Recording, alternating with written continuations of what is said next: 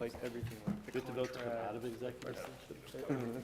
Because if I don't, they're gonna ask me an obscure question I can't answer. I was gonna introduce All right, we ready to roll? Yes, and we can make the motion. Going back into the meeting. The next item is,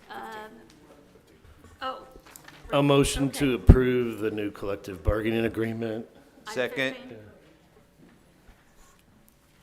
Are you doing? This one's for the police. Yes, item 15. Okay, item 15, Schmidt, you, Yes, I made the motion to approve it.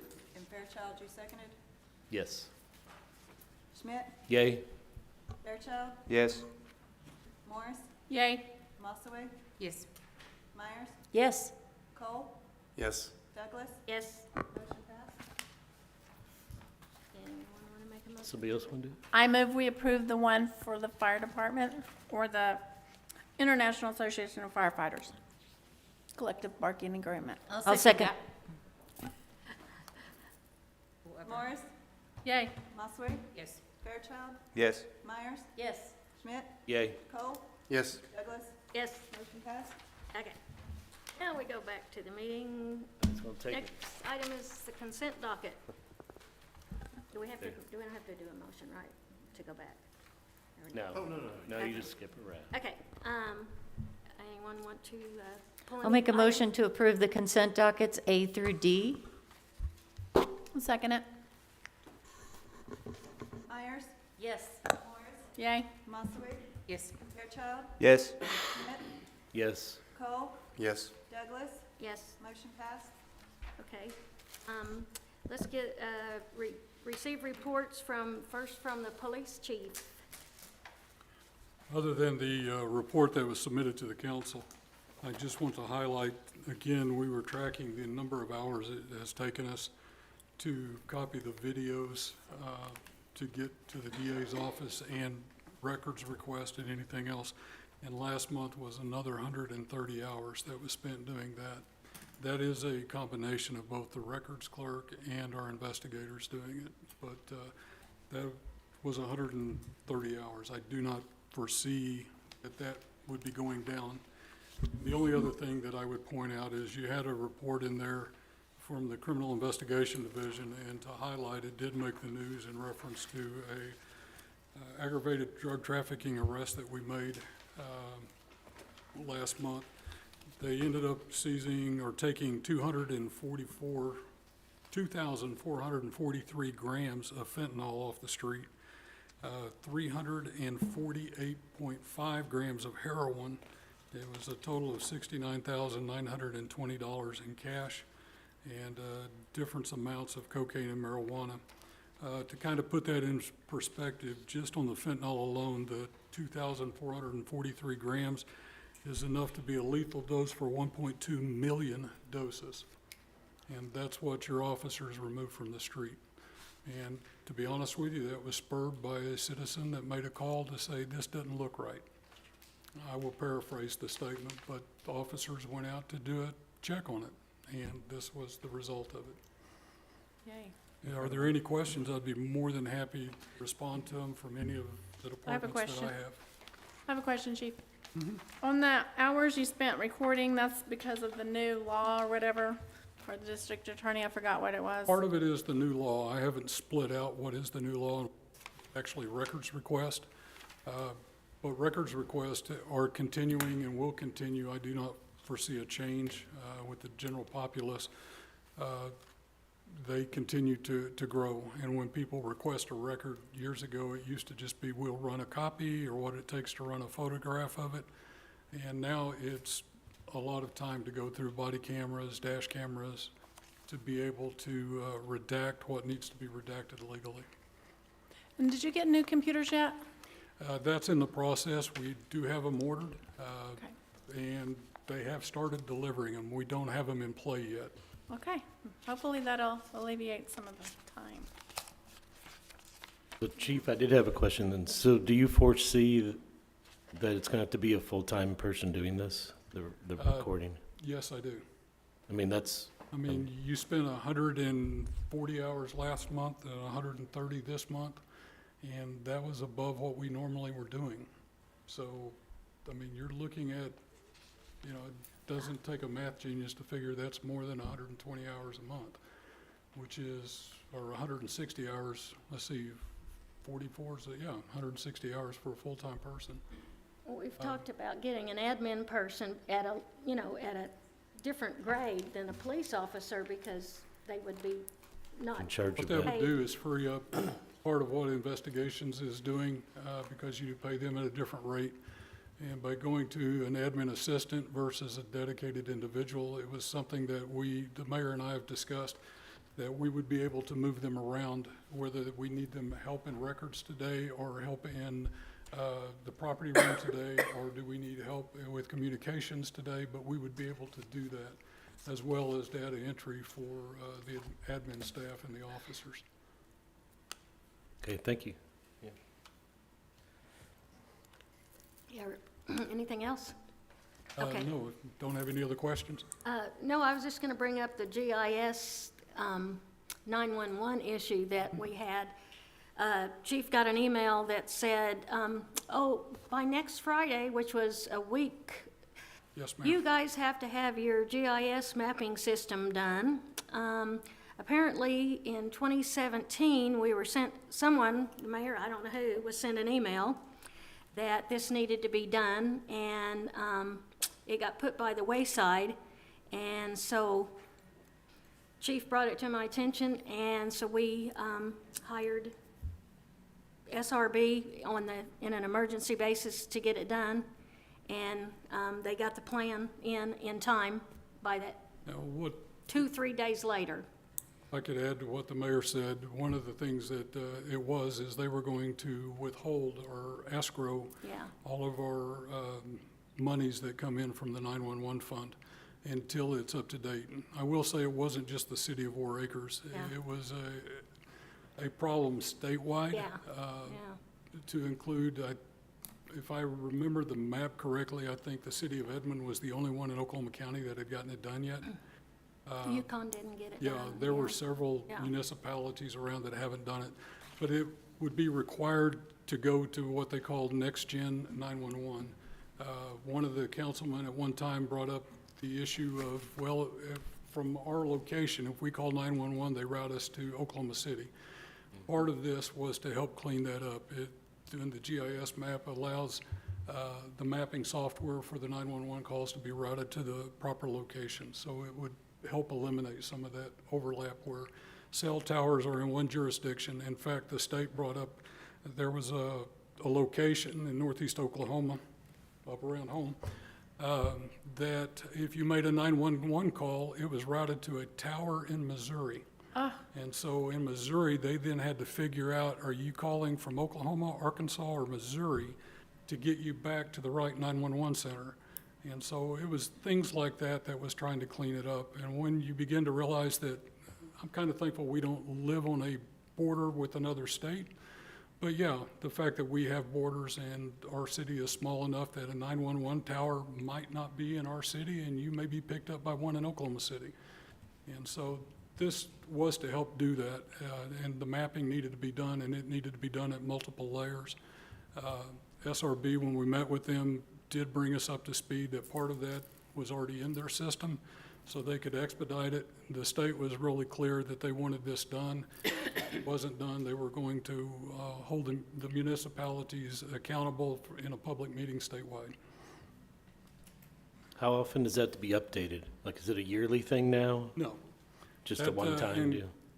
You guys can correct me if I'm wrong. Once the data is in, it's in. So this isn't an ongoing Okay, thing. This is a one-time thing. They get the GIS up. Once it's done, is that to say it won't be done again? No, they may upgrade technology and 911 can get even better and they may require other things. But that's as technology develops. So this isn't like a annual fee or anything else. okay. Thank you. Certainly. Chief Coy? I don't have anything to add to the fire department report, but I do want to send a huge thank you to Walmart for their generous Spark Good grant. I brought the check just to show you on behalf of the fire department, police department, and the city as a whole. Thank you to Walmart. Their presence and their commitment to our community has made a huge difference. How much is it? It was 4,000 total, and they asked us to divide it between police and fire. So do we have that set up now? You know, that was that whole Yes. donation Yeah, thing that we couldn't do? all of us collectively, Mike Schmidt and Crystal and I. Yeah, we spent a couple months on it one time and we Yeah, couldn't get on and anywhere with on. it. Yes, it's set up. Yeah. So it That's can be- awesome, yeah. So just so you guys know, like Walmart, it used to be we could just go and ask them for donations and they could give us like bottles of water for an event or something else. They switched this program and made us go through this grant process to do it. But then all the information that they wanted wasn't relevant to a city, it was more of a state level. And then it wasn't even pertinent to like the tax ID number that we have for this city was like the Bethany Fire Department was what pulled up. And so the information in Walmart even was incorrect. So we weren't able to like at Christmas time when we do the Christmas tree lighting, we usually ask them to donate cookies or some stuff for us. Now you have to go through this grant process online and we weren't able to do it last year because they wouldn't give us just donations. So it's like a hurdle you have to jump through. And Chief Coy has got it figured out because we spent months and months trying to do it. So I appreciate it. Thank you very much. 50-50, Crystal and I got it. And they had their grand reopening last Friday, Walmart did, so they did a lot of renovations and added more food, and it's really nice. So, I guess Coy done, city clerk? I don't have anything to add. Okay, Don't have any questions for me. city attorney? Okay, public works. You're talking about unfunded mandates. Back in 2005, we were required to join up with the stormwater program. That was funded by a fee on your monthly utility bill. So that continues to evolve and become more complex and more demanding. Another unfunded mandate is Oki 811. They say it's free, but it's not free. You have to pay. The utilities pay. We pay an annual fee. They pay for each locate, and also we have to respond to each locate request, and there's a design survey sometimes that we have to respond to. So another item that could become an unfunded mandate is our FEMA floodplain, which is how we get our disaster assistance from FEMA. So they're looking at downsizing that program and trying to shift the burden to the states. So that'd be through the emergency management system. So in one of the meetings here prior this last year, I think they said there was like $15 million available. So that's still up in the air. So our last ice storm in 21 was about, we had in reserves, we paid the contractors right at over $1 million to get all that debris removed. And then, of course, we got reimbursed through, or part of it reimbursed through FEMA and the state, but it took time to do that. So that's something we'll keep track of and see if that evolves into another liability for the city. Of course, as you know, the public works, it requires people. For instance, we have 4 guys that's in parks and streets. They mow about 25 acres. They pick up all the torn up signs and all the things that come up through the city, street lights not work, or signal lights not working, all the things, tree limbs that get blown down, that sort of thing. We have about 5 guys left in sanitation. We've got an item here to talk about the polycarts, which is based on the economics, so hopefully that will improve the efficiency and make available additional funds for other items, maybe such as street repairs. So there's a monthly report that describes what we do throughout the month through the various departments, sewer, streets, repairs. And so if there's any questions. We'll have questions later for you. What's that? We'll have questions later when we get to the poly cards. Oh, great, I'm ready. Yeah. City engineer? Only one item is on the collapsed pipe, the storm sewer pipe that was on Northwest Expressway. I reached out to the city of Oklahoma City, Brock Miner, the paving engineer for them. They did acknowledge that in 2019, Oklahoma City took over maintenance responsibility for the right-of-way of Northwest Expressway, and that includes the storm drainage system. So I copied the mayor on an email. We're waiting on a response back, but it looks like Oklahoma City will do that repair. I just am waiting on a time frame of when that will happen, so. Thanks. City planner? Hello. Just have a couple of items on the agenda tonight, 2 lot splits. The Route 66 grant application deadline is coming up. I'm working with the mayor and Councilwoman Myers to get that taken care of. We're reapplying for the same sign that we applied for in July. So hopefully we get it this time. And then just wanted to clarify with the NG 911 stuff that all of the funds that are expended are fully reimbursable. Oh, yeah. And so once all of that is taken care of, we'll take the invoice and I'll apply for a grant through ACOG to get all of that taken care of. So, Thank you. Yeah. Oh, wait, I did have one question. So this is for the sign at Ann Arbor and 39th?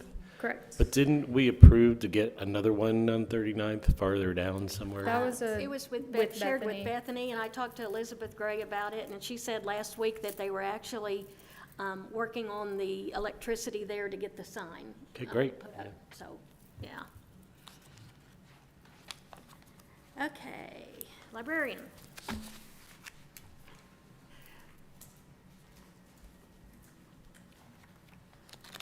Good evening, everyone. My apologies for not being here last month. We were short-staffed, and we are again tonight, so I'll be leaving shortly after I make this report to go back to the library. So what I have for you tonight, not a whole lot. I wanted to report on this last month since school has started back. Just wanted everyone to be aware of just kind of some of the online programs and databases that we offer to families who maybe can't get to the library or out with their children. So one of the more programs that we actually offer that a lot of families take advantage of is a program called Help Now. So if you have a library account, meaning if you have a library card, that you're able to go to our website, metrolibrary.org. You can simply log in with your card number. Your password is always your last name, so very easy. And you can go to our databases. They are either alphabetized or you can do a search.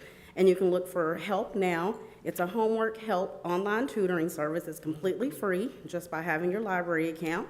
It offers live online tutoring for elementary through high school age students. They also offer a writing lab. So if you write like a research paper, a book report, you can literally enter it in, and within I think 8 hours or so, they will give you feedback so that you can either further write your paper. It'll tell you if there's plagiarism, just all kinds of things. So very, very helpful.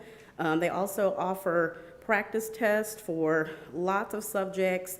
They will build lessons or lesson plans if you're trying to teach your child or children a certain skill set like fractions or anything like that. They'll build an actual lesson plan. They generate flashcards, and there are virtual study rooms where your children can study with other children online if your child is interested in something like that. We also offer some do-it-yourself story times through these databases. So if you are having a hard time getting your children to sit down to read, you can create an online story time.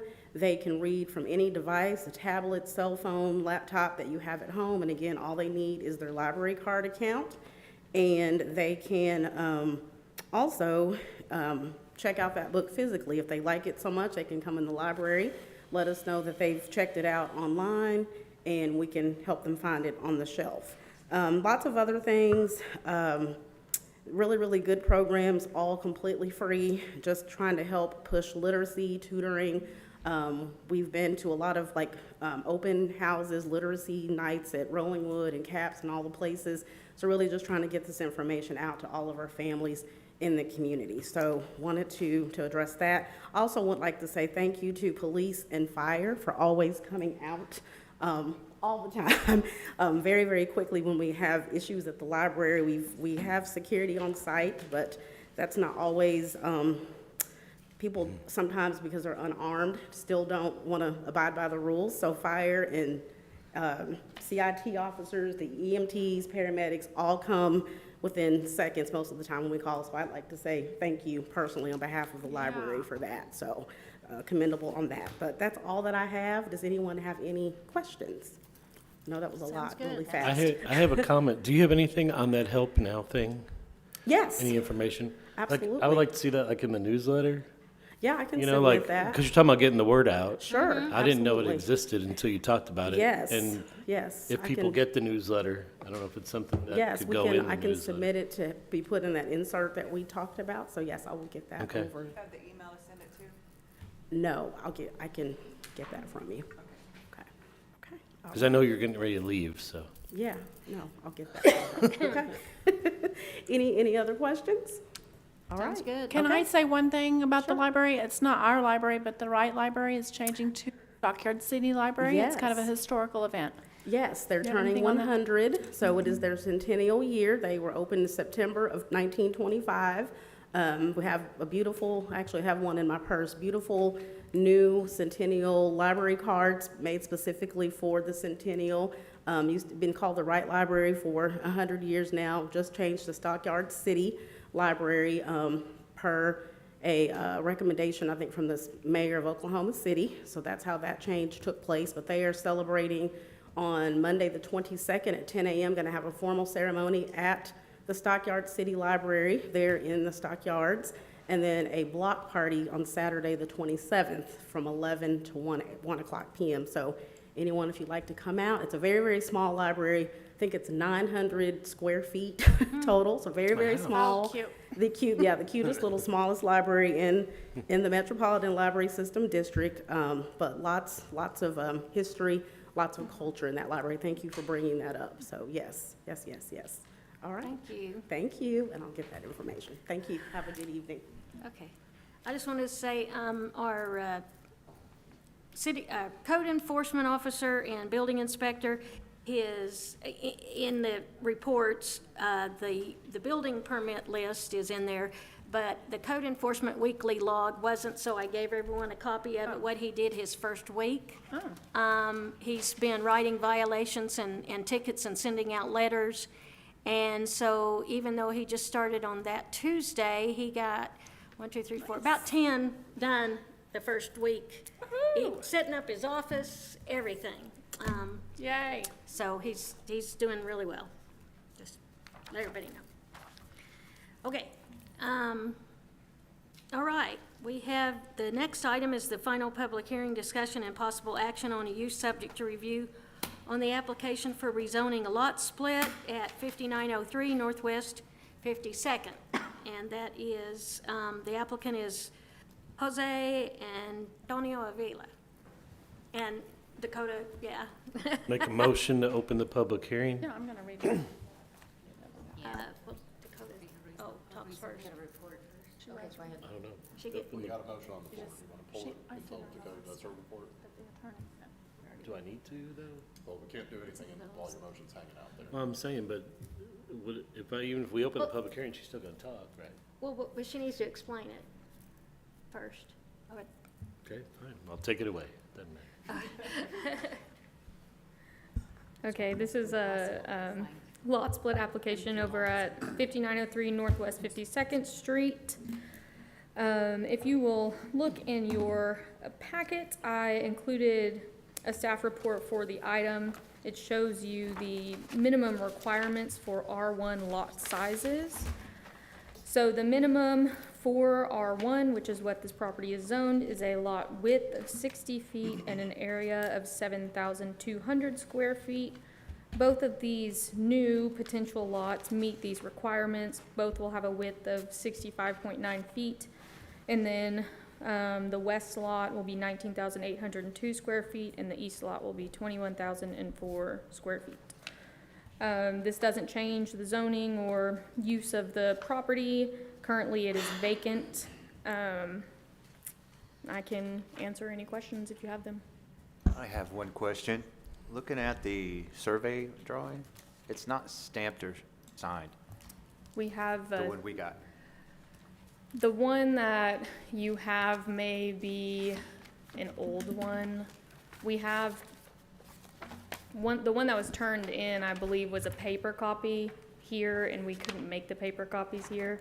And so I sent a digital over to Crystal, but I pulled it from our files, and so it may not have been wet sealed. This one's stamped, That one is? uh-huh, Okay, okay. yeah. It's the folded up one in your packet. Well, we don't That print It it, was this big. we don't print it out. We don't get a printed copy, we get electronic. Yeah. I get a printed copy. Oh, So that's why he's saying he wanted to see these. I think the Oh, printed yeah, ones it's, were from the planning Professional land commission. surveyor Justin Smith. Copy these. Do what? Here, just pass it down, he can read it. Justin Smith, professional land surveyor. I think I have a couple extras here. My questions are just whenever to the applicant, so. But I just thought, oh, let's save some trees. Now I'll make a motion to open the public hearing. That's okay then. I'll second it. What are we doing? Open public hearing? Yes, ma'am. Okay, whenever we're done, I gotta read something from a citizen. Schmidt, Yes. Myers, Yes. He can keep it. Morris, Yay. Mossaway, Yes. Fairchild, Yes. Cole, Here's the Yes. next one. Douglas, Yes, Two. motion passed. Well, that was the second one, there's two. so we're not. Okay, did you want to go first? Yeah, can I read something from a citizen? This is just about it. I'm just reading because I couldn't be here. The citizen's name is Kelsey Ketchum. To whom it may concern. What if I told you that you could have a little piece of land in the middle of the city? An acre or so of land with a ranch-style house in a city within a city. What if I told you the history of that small city includes the founder, C.B. Warr, and his son, Gene Warr, who developed acreages and then named them that small city, Warr Acres. Acres, the word that is currently trying to be taken away, is in the name of the city. The Warr family didn't name the city Warr Community or Warr Multi-Dwelling Community or Warr Addition. None of those, they named it Warr Acres for a distinctive and descriptive reason. Warr being the obvious last name and acres to define the small city within acreages inside the city. The town was created in 1937, and 88 years later, the amount of acreages are becoming fewer and fewer, turning Warr Acres into more of a Warr housing addition and steering further and further away from its roots. The people who are blessed and fortunate enough to find and purchase these acreages need to take pride in the history of Warr Acres, and most all do. When we purchased our acreage, it was considered a diamond in the rough, even on the real estate listing, due to the home and acre lot within the city. There is a place for multifamily communities, housing additions, etc., but it's not on Northwest 52nd Street. This street is one of the few streets left in Warr Acres, where almost every house still has at least a 1 acre lot to this day, almost 100 years later. Don't let 2025 be the year that changes that. Both as community members of this small historical city inside the city and as elected officials, it is your job to help keep these sacred acreages like they were created. It is your job to help keep our history alive. We take pride in still having a small town community feel and a rich history of family with a dream of developing houses with a little land in the city. Please help keep our acreages on Northwest 52nd Street like diamonds, hard to find, precious to have, and lifetime keepsakes. We appreciate your time, effort, and attentiveness to this matter. Feel free to contact me, and I'll give you her phone number if you want to, with any questions. And she lives on 52nd Street. That's all. Yeah. I do want to address, because it came up at the planning commission, so I want to address it here. There are two ways that you can try to ensure that lots are maintained at a particular side. One is when a neighborhood's developed, covenants can be attached to the land that provide further restrictions above and beyond what city ordinances would. Anybody that lives in a community that has an HOA knows all about covenants. The other is through local ordinances. For years, decades probably, Warr Acres did have ordinances that the council made a policy decision that thou shall have lots of a particular size. You repealed those ordinances and modified what the minimum lot size are downward.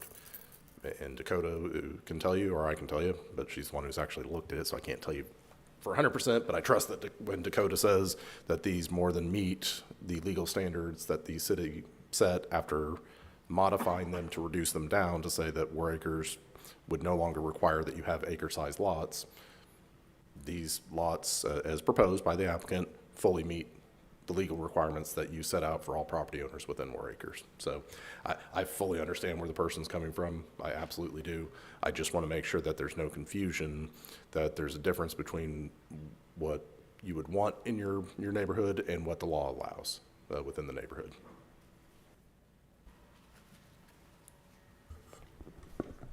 Who's next? I didn't want to interrupt anybody. And nobody next? I guess for the applicant, what are you going to do with the lot split? Like, what's going to go on these properties? I'm planning to build roughly about, I don't know, 24, anywhere from 22 to 2,500 square foot homes on there. And like I said, I have family that lives all around there, next door, behind, on each corner, everywhere. And it's just bettering the, having a nice home on there and understand it's just, sometimes you gotta split a lot to be able to do more for the people. I think it will help the neighborhood a little bit, on the value, and it might be a perfect opportunity for me also to live in one of those properties, you know? And it's just, like I said, it's just make a nice, beautiful home to bring the values of the property around. Is there currently one house on that property now? There's nothing on it? No houses. It's been vacant for, I don't know, 40, 50 years. Okay, so how would the utilities work on that split property? You have to run 2 separate lines? Is there? It would be just like when you build any other house. If we split the lot, then that's like legally the new line, so it would be required for 2 separate homes to have 2 separate lines. And as far as, I'm only going off of this picture, so is that enough property to build a house, have a house side by side on? Yes, the minimum requirement in 4 acres for an R1 lot is 60 feet of lot width and 7,000 square feet. These lots are 65.9 feet wide and between 19,000 and 21,000 square feet. It's long, it's like how my house is, yeah, so. Right, but it still meets the width requirements, which would meet the ordinances as far as building codes as well for setbacks, et cetera. Have you split another property before? Yes, on 56. Let's say, I thought you had another one, you did the same thing, right? Yeah. Yeah, okay. That's all I had. I don't know if it I makes- think there is a lot of, the population of 4 acres is growing. So I won't be surprised if I'll see a family, like parents, that they want to have their son lives next to them. Otherwise, if we're not going to basically have an increase in the population, we're going to have in a certain time to increase the sales tax on the people. If you want to just be yourself and your 2 kids.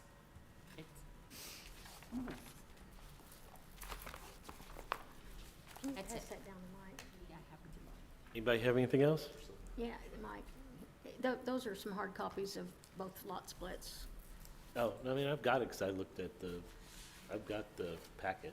Oh, I know, but I didn't know if you wanted to look at a hard Oh, no, copy. I'm good. Okay. Anybody have anything else? Any other? I think their concern mainly was just what was gonna be built on it, so, I mean, Stays R1. I didn't want to see like, a duplex or going in Right. there, or like, Yeah. a It's whole bunch of R1. houses, or, apartments or whatever, so. Right, and even if that were to happen, you would have to come back with a rezone request, and that's not what this is dealing with. Okay. So there's single-family homes. Correct. It stays R1, which only allows single-family homes. Speak now. Anybody else from the public want to talk about this item? Wasn't this property owned by the state? It was a Matt rehab would know. center back in the day, and I think because of a fire there, is the reason why we have our current fire department, because there was some fatalities and they didn't have a fire. I think Rob Carter was telling me the story that, so that's the reason we developed. And it's been had the first- vacant ever since? Yeah, well, it was, when I came here in 2002, it was abandoned, or it was vacant by the state, so it was a constant boarding and, trying to keep the property maintained, so it was a real headache for the city, and they finally tore down the buildings that were there, so. And I agree with Councilwoman Aida, like, there's nothing there, there's nothing been there. At least you're gonna have 2 houses there instead of a field. that probably won't ever get mowed. So, Thank you for pronouncing my name correctly. Aida. No, Now, I can't know. do the last name, but I can do the first No, name. no, that's wonderful. Thank you. Anybody Make a want- motion to close the public hearing then. I'll second that. Okay. Schmidt, Yay? Myers, Yes. Morris, Yay. Mossaway, Yes. Fairchild, Yes. Cole, Yes. Douglas, Yes. motion passed. I don't want to take all the motions, so somebody, Anybody want to make a motion to, Where are we at? Hold on. just a motion to approve it. to yeah, approve yeah. anybody? I'll make a motion. Or to deny Go it, ahead. either way. I'll make a motion to approve the lot split at 5309 Northwest 52nd Street. I'll second it. Myers, Yes. Mossaway, Yes. Morris, Yay. Fairchild, Yes. Schmidt, Yay? Cole, Yes. Douglas, Yes. motion passed. Okay. He has another lot split, item number 7, 5908 Northwest 42nd. And this one does have a house, doesn't it? Yes, Yeah, Just one house, yes. I'm assuming. That would be required. okay. Right. I mean, it's pretty much copy paste, except these lots are a little bit smaller. They still meet the requirements for width and lot area. They're just not quite as large as the other ones. Anybody? It's same thing, single dwelling home, right? You gonna redo the other one too, or just the one? I'm gonna, it needs a little bit of work on the other one, but of course I wanna build a brand new home on that one. That one's a smaller, I'm planning to go anywhere around 18 to 2,000 square feet on that one. So this one should be valued maybe 400,000. The other ones are gonna be about close to half, 450 to half a million on the other ones. But on this one, I'm gonna go a little bit smaller. And just gonna look nice, all that homes on there are older homes, so, but it's kinda nice being right across the street from the police station and have a new home there, so I think somebody would be happy to live on that lot. And still have access to the backyard, be big enough to have a shop in the back. Yeah, I guess I'm slipping. I'll make a motion to open the public hearing. Yes, So, winner. yeah. Sorry. Oh, second the motion to open the public hearing. Schmidt, Yay? Morris, Yay. Mossaway, Yes. Fairchild, Yes. Myers, Yes. Cole, Yes. Douglas, Yes. motion passed. Okay, so we'll pretend we didn't hear all that. So yeah, he's gonna put another single dwelling home on there. But you mentioned a shop in the back. Is this a R1 okay, or is this a R1 on 42nd Street? I'm sorry, I'm sorry. What do you mean? Is this zoned R1 on 42nd Street? Yes.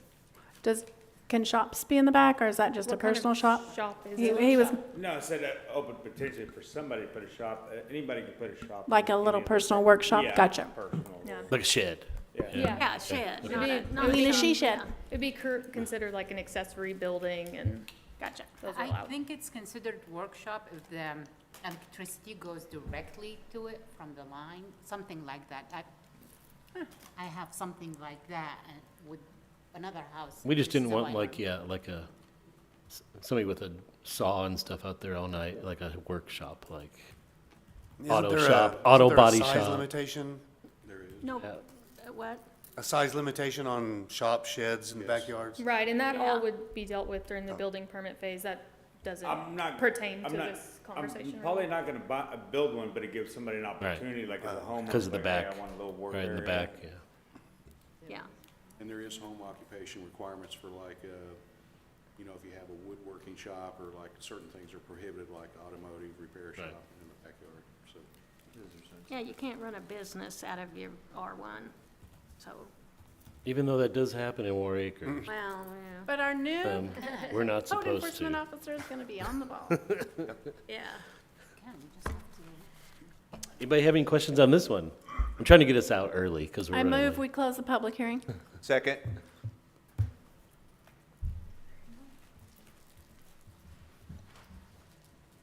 Morris, Yay. Fairchild, Yes. Mossaway, Yes. Myers, Yes. Schmidt, Yes. Cole, Yes. Douglas? Yes. Motion passed. And good luck to you.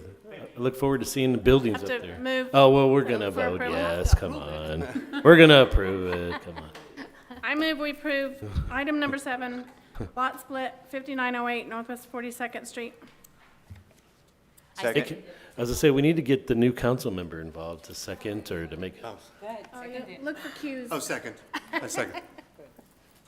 Morris? Yay. Cole? Yes. Namasuke? Yes. Fairchild? Yes. Myers? Yes? Schmidt? yes. Douglas? Yes. Motion passed. Okay. Next one is discussion and possible action on MOU with the Richland Fire for the transfer of certain vehicles. And Matt, take it away. All right. You're not going to have a copy of this in your agenda because, if I'm being real blunt, Jason had asked for a few MOUs, and the Richland one was the first one he asked for, and then he sent me another email with the other two that he wanted. So when I was going to do everything I need to do for this month, I relied on that email, and then I got the email back, where's the Richland one? So it is going to look shockingly similar to the one that you've got on Jefferson County, with the exception that Richland Fire probably doesn't need to come to War Acres and arrest people. But they might occasionally need to come to War Acres to help Stevens guys.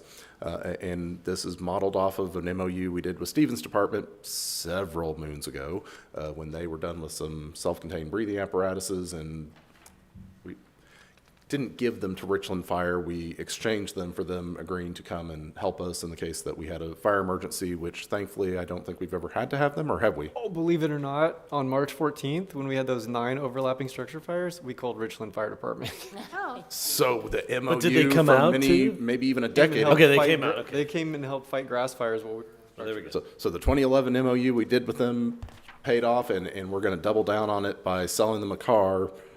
And the reason we're doing this, we're actually getting more than what we would probably get if we sold it at auction, just because some of there's ebbs and flows in the auctions, and these cars have been going for a little bit less right now. But we're getting some certain amount. We don't send it to auction and have that variability of what we'd get in return. And in return for selling it for that amount, they'd agree. If they can help us, they will.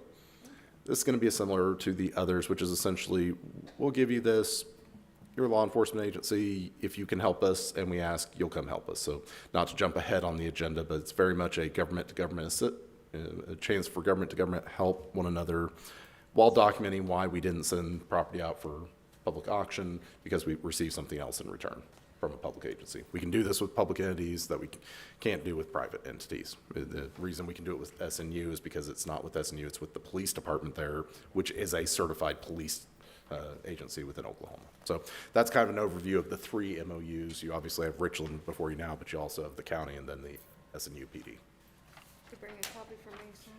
I emailed a copy to Crystal while I was sitting here, and I texted Jason to ask him for the amount, and Okay. the amount, which is $4,800 that you'd be receiving. I think it looks good for the city too. I mean, we did that with the fire truck that one year. I mean, I think, I gotta be honest, I'm impressed to find out that after all, I mean, I think it was 2011 that we did the MOU with Richland, and it finally paid off. I can't. yeah. Hold on. But, which, thank you to Richland. Yeah, that day we had the village here, and we helped Oklahoma City that day, they helped us. Oh, I think yeah, that's right. And Yukon. There was Yeah. a lot of mutual aid that day, Yeah. back and forth. I don't know what it is. Anybody want to make a motion? Trying to share. Anybody want to make a motion? I'll make a motion to accept. Approve. Approve, wait, wait. Approve the agreement? I'll second it. Fairchild? Yes. Myers? Yes? Morris? Yay. Namasuke? Yes. Schmidt? Yes. Cole? Yes. Douglas? Yes. Motion passed. Okay. And the next one is with the Jefferson County Sheriff's Office, an agreement with them to transfer certain surplus law enforcement radios by the city to the sheriff's office. So how'd you hear about this? Did they reach out to you or? They reached out to me, and they are looking at going to, where they are going to the highway patrol system, which is the same system Oklahoma City has, so 800 megahertz. The highway patrol will allow these old radios on our system. Oklahoma City won't, which is why we gotta get new radios. When we got new radios, Harris gave us a trade-in for the radios, but they didn't want it, and requested that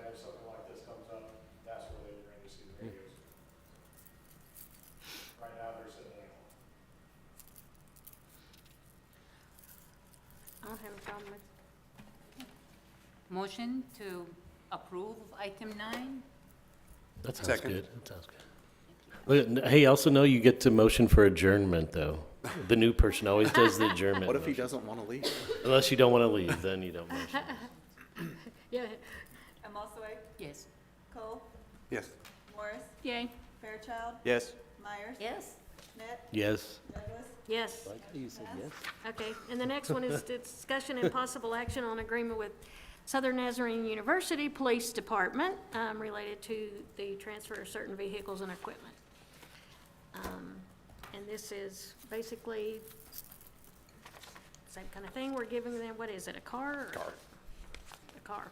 I know it said certain vehicles, so I was like, what certain I vehicles? wasn't sure exactly what Jason wanted, and to be honest, I wanted to draft something that could be used for the future For as we more, do these right. things, so I tried to make it to where you could plug and play it. Are we giving them equipment too, or just the vehicles? This one will have the equipment in it, minus the radio and the watch guard system, which is our camera system we took out. The rest of the equipment is antiquated for us, and all the Tahoes come in and out on. This is one we might actually get to rely on. Right, it's right down the Because they're street. so close that Yes. they'd be driving our car, our former car to come help us, Mm-hmm. so. So it's only one? They have responded to our assistance multiple times.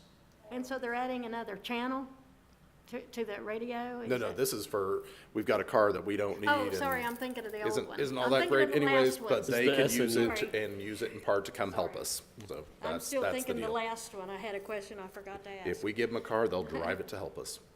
So Jason, it's just this one car this time? Yeah, Brandon. it's one of the ones we were wholesaling out. Okay. They still have the need for it, where we don't. And again, they have helped us quite a bit, so. Yeah. But like Matt said, he wrote it so that way if we have to give him something else, he doesn't have to bring it back to the council. We can just go ahead and give him something else if we need to. And we have been other cars that we're auctioning, right? So that we've saved to auction. So, I move we approve the agreement with Southern Nazarene University. Second. Morris, Yay. Fairchild, Yes. Amosaway, Yes. Myers, Yes? Schmidt, Yes. Cole, Yes. Douglas, yes, motion passed. okay. Okay, discussion, regulations, and scheduling and rates for the upcoming conversion to polycarts. Now we get you. Now the Fun. fun part. Yeah. How much time do you Where got? are you? Now becomes the fun. I've been waiting for years. So at your spot, you should have found a new updated Okay. language and various information. War Acres, other than Nichols Hills, is one of the last communities in the metro to switch to a polycart type service. As you well know, we go twice a week up beside the house, so we're going to each of the 3,300 or so homes twice a week. This will go down to once a week. We'll have a 4-day schedule, Monday, Tuesday, Thursday, Friday, with Wednesday as a makeup day. I know Judy had a lot of interest in Monday, so if you turn to page number 9, I went from 2025 to 2029 on the holiday schedule. And if you turn to the next page of 10, for this year, we will have our Thanksgiving. So if you look at the top chart on page 10, that would be a regular week, Monday, Tuesday, Thursday, Friday. You can see the number of carts per ward. We're going to leave the wards 1, 2, 3, and 4. We're not going to try to split those up, even though they're not exactly the same. Exactly the same. We're assuming that 1.3 people, 1.3 of the regular count will have an additional second cart. There'll probably be a third cart on a few, less third carts. So if you look at the top, you have the home count, and Ward 1 is like 977. If you extend it out to 2 carts, we're predicting 1,270 based on the cart manufacturer's data of what they deliver in the past. So if you go across, you have a daily estimated cart pickup of 1,300. If we use our new automated side loader truck, they're saying it can do 1,000 to 1,400 carts a day.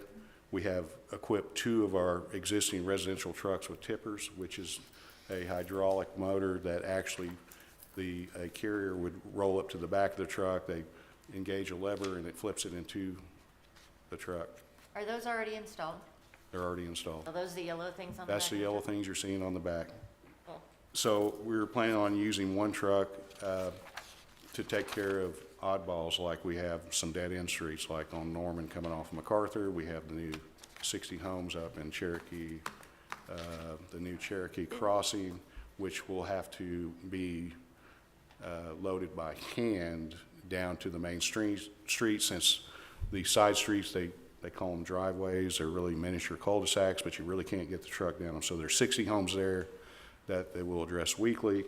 They will also take care of the handicap cars. The gentleman from Stillwater estimated that they had like 50, maybe 75 people in their population of Stillwater, which is roughly 50,000. So ours should be less, but they would actually pick up those where they go up to the house, bring it out to the truck, empty it, and then return the cart back up beside the house. There is a form included in this packet, an affidavit that they would have to sign to state that there is no one physically able to take the cart to the street.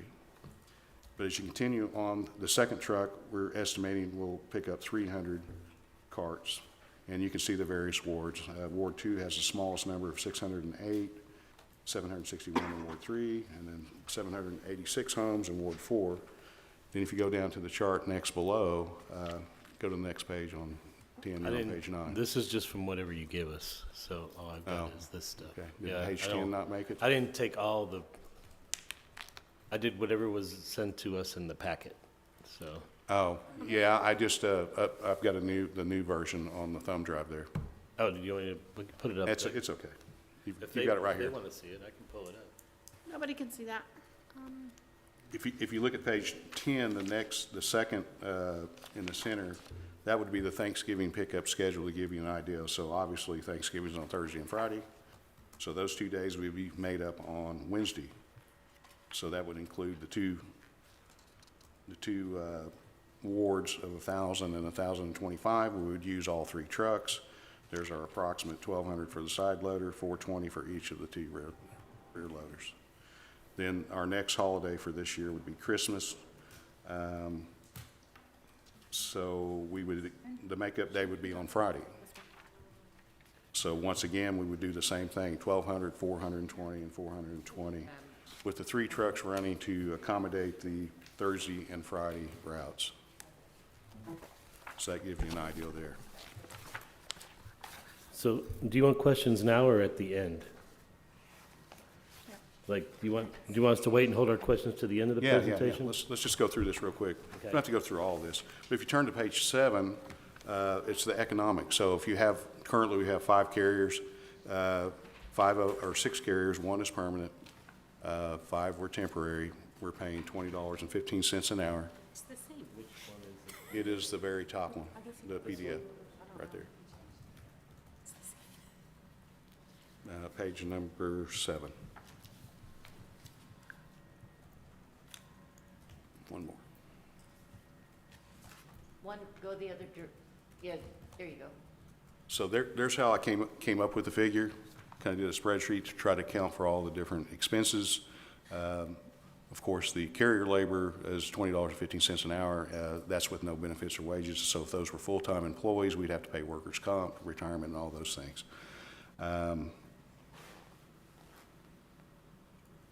You can go down through the chart. It accounts for personnel at City Hall. We have mailing costs.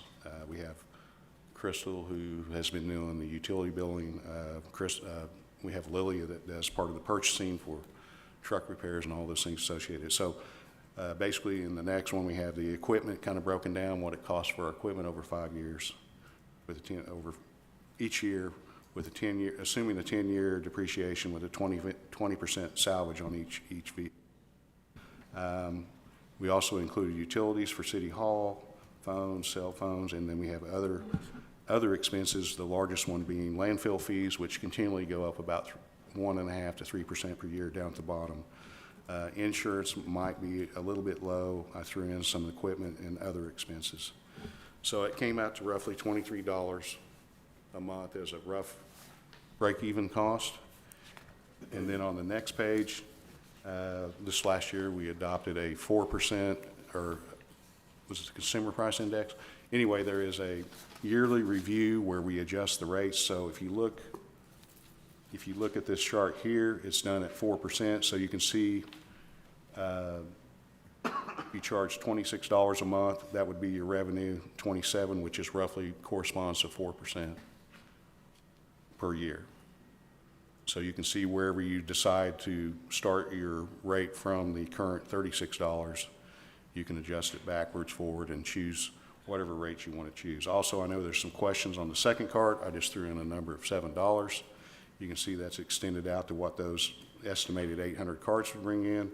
And then we just took a guess at 50 people will have 3 carts, $10 a cart, and you would see what that would generate yearly based on those fees. In the front part of the packet, it's all the language trying to get people to basically take their trash, put it in a trash bag, place it into the cart, roll it to the curb with the wheels facing the back. You know, all the things you wouldn't want to do, like hazardous materials such as liquid paints, pool chemicals, hot ashes. What about loose trash? Are we gonna address that? Is that mentioned? What's that?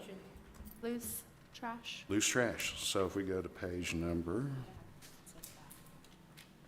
So I have some neighbors I wanted to. page number 5.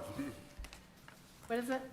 Page number 5. And what in conversation with other cities, Bethany and the other, with Mr. out of Stillwater, Mr. Chris Knight, we try to glean the best of lessons learned. So what happens is people will put bags beside the carts. Now, some cities were offering to pick up the bags and put them in the carts. We're not going to do that. You have to put the items into the carts.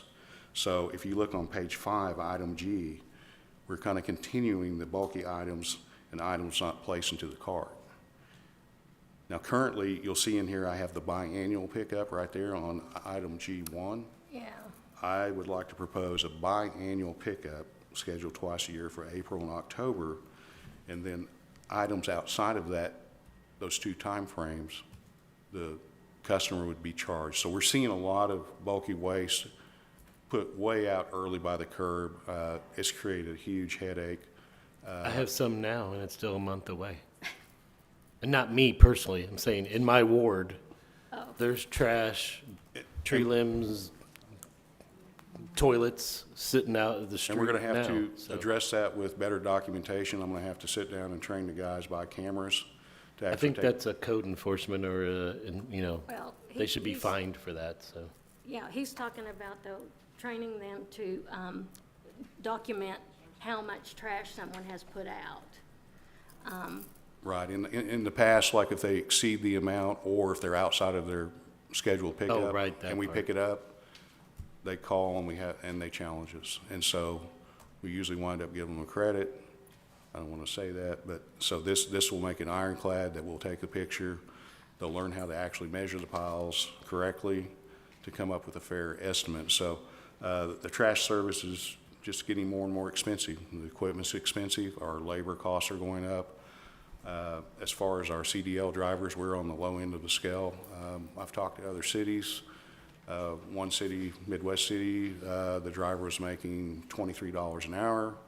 We're somewhere in the $16 an hour, so obviously we need to get those rates up as these people move to better jobs through attrition or through just seeking a better job. So we're going to have to move up in our rates. It's just inevitable. So this is trying to curtail basically, you put it in the cart, roll it into the curb, things not to put into the cart. What happens if you misuse the cart, overload it, those sorts of things. So it's try to glean the best of all the different cities and talking to different people to try to minimize the headaches.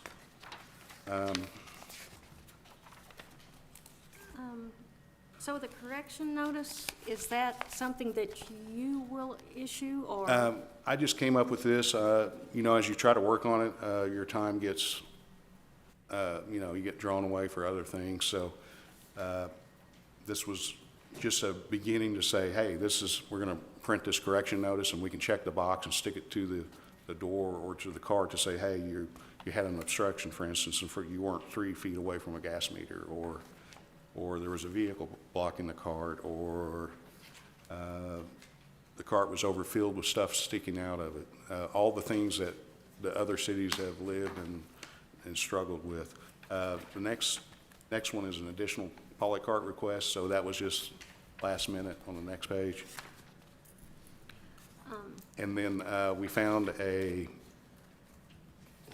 polycart quick guide from the city of Lawton, so we're thinking we're going to develop our own to try to send out to people to give them a quick start on the polycarts, the do's and don'ts, and that sort of things. So When you figured out the price for the second cart and the third cart, was that consulting with other cities? You Or was know, it just determination based on your, you know, Bethany is lower. They're like $2.50 a cart. You could well choose $2.50 a cart. You can think about it this next month, and we can come back next month and you said they change have that a number. lifetime of 15 years, right? The The polycarts, cart so- manufacturer says it's 15 years. And they're $65 each. They're about $65 each. There is a rate schedule here on page number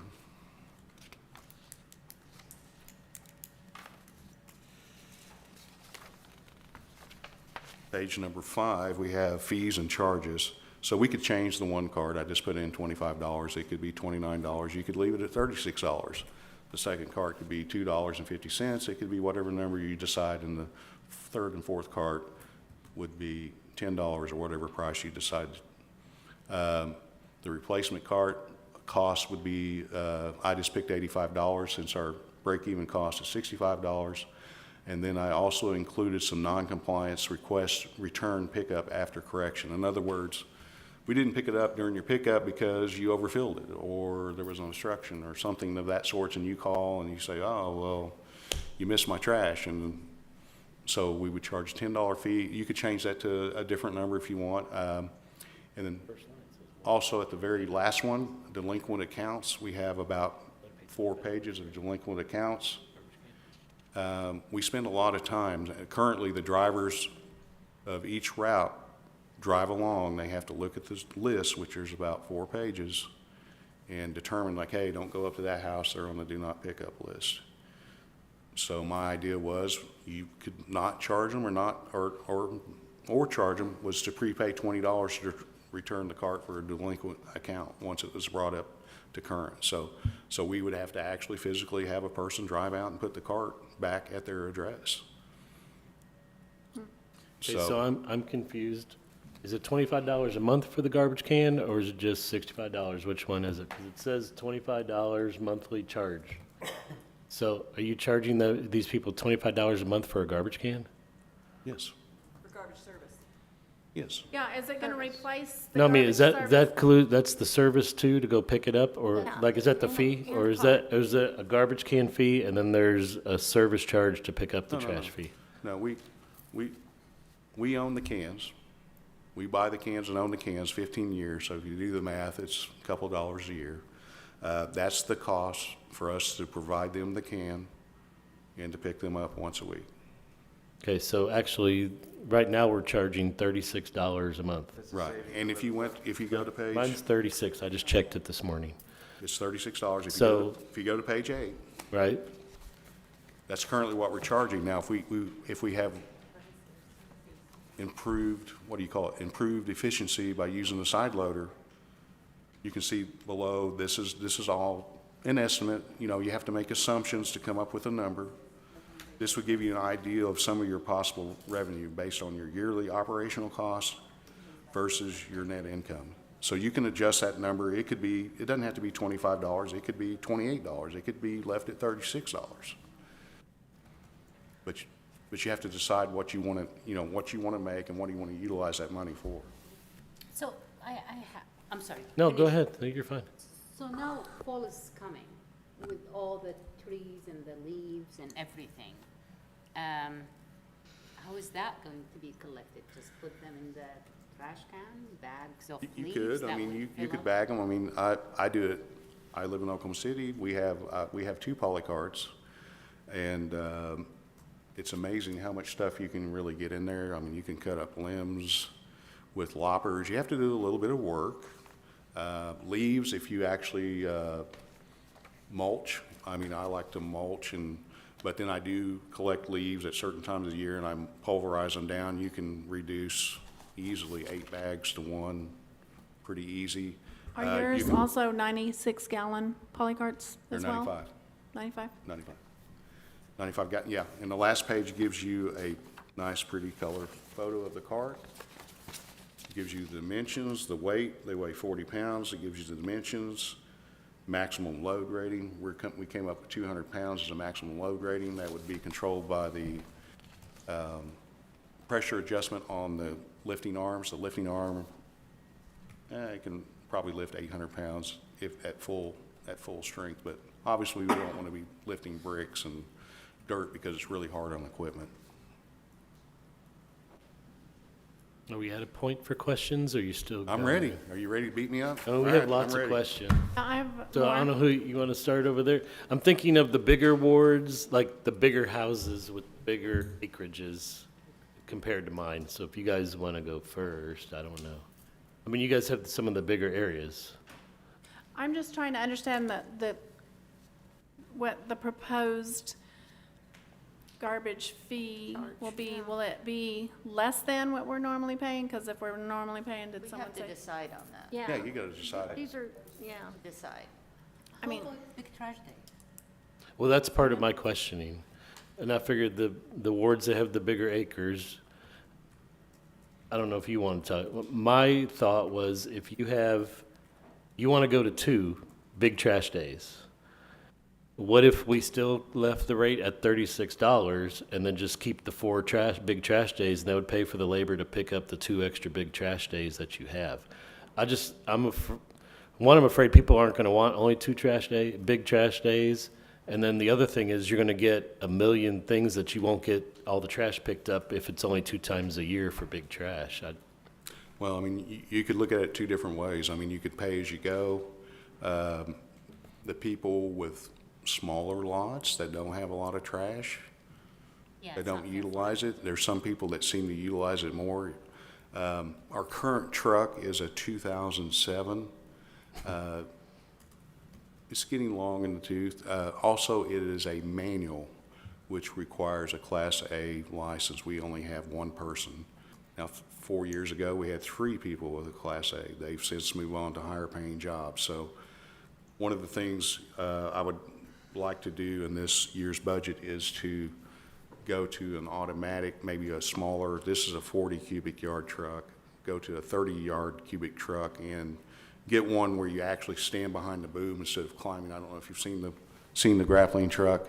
You actually have to climb up into, I call it the crow's nest, and you have to be careful. And so it's, more of a chance to get injured. But the newer trucks, you just walk from the cab to a platform. You stand on a platform. You can stand on either side of the platform, depending on which side of the street you're on. And so we're starting to see maintenance. We just did some work on the engine. We had a Venturi tube, which was like $4,000 on the engine.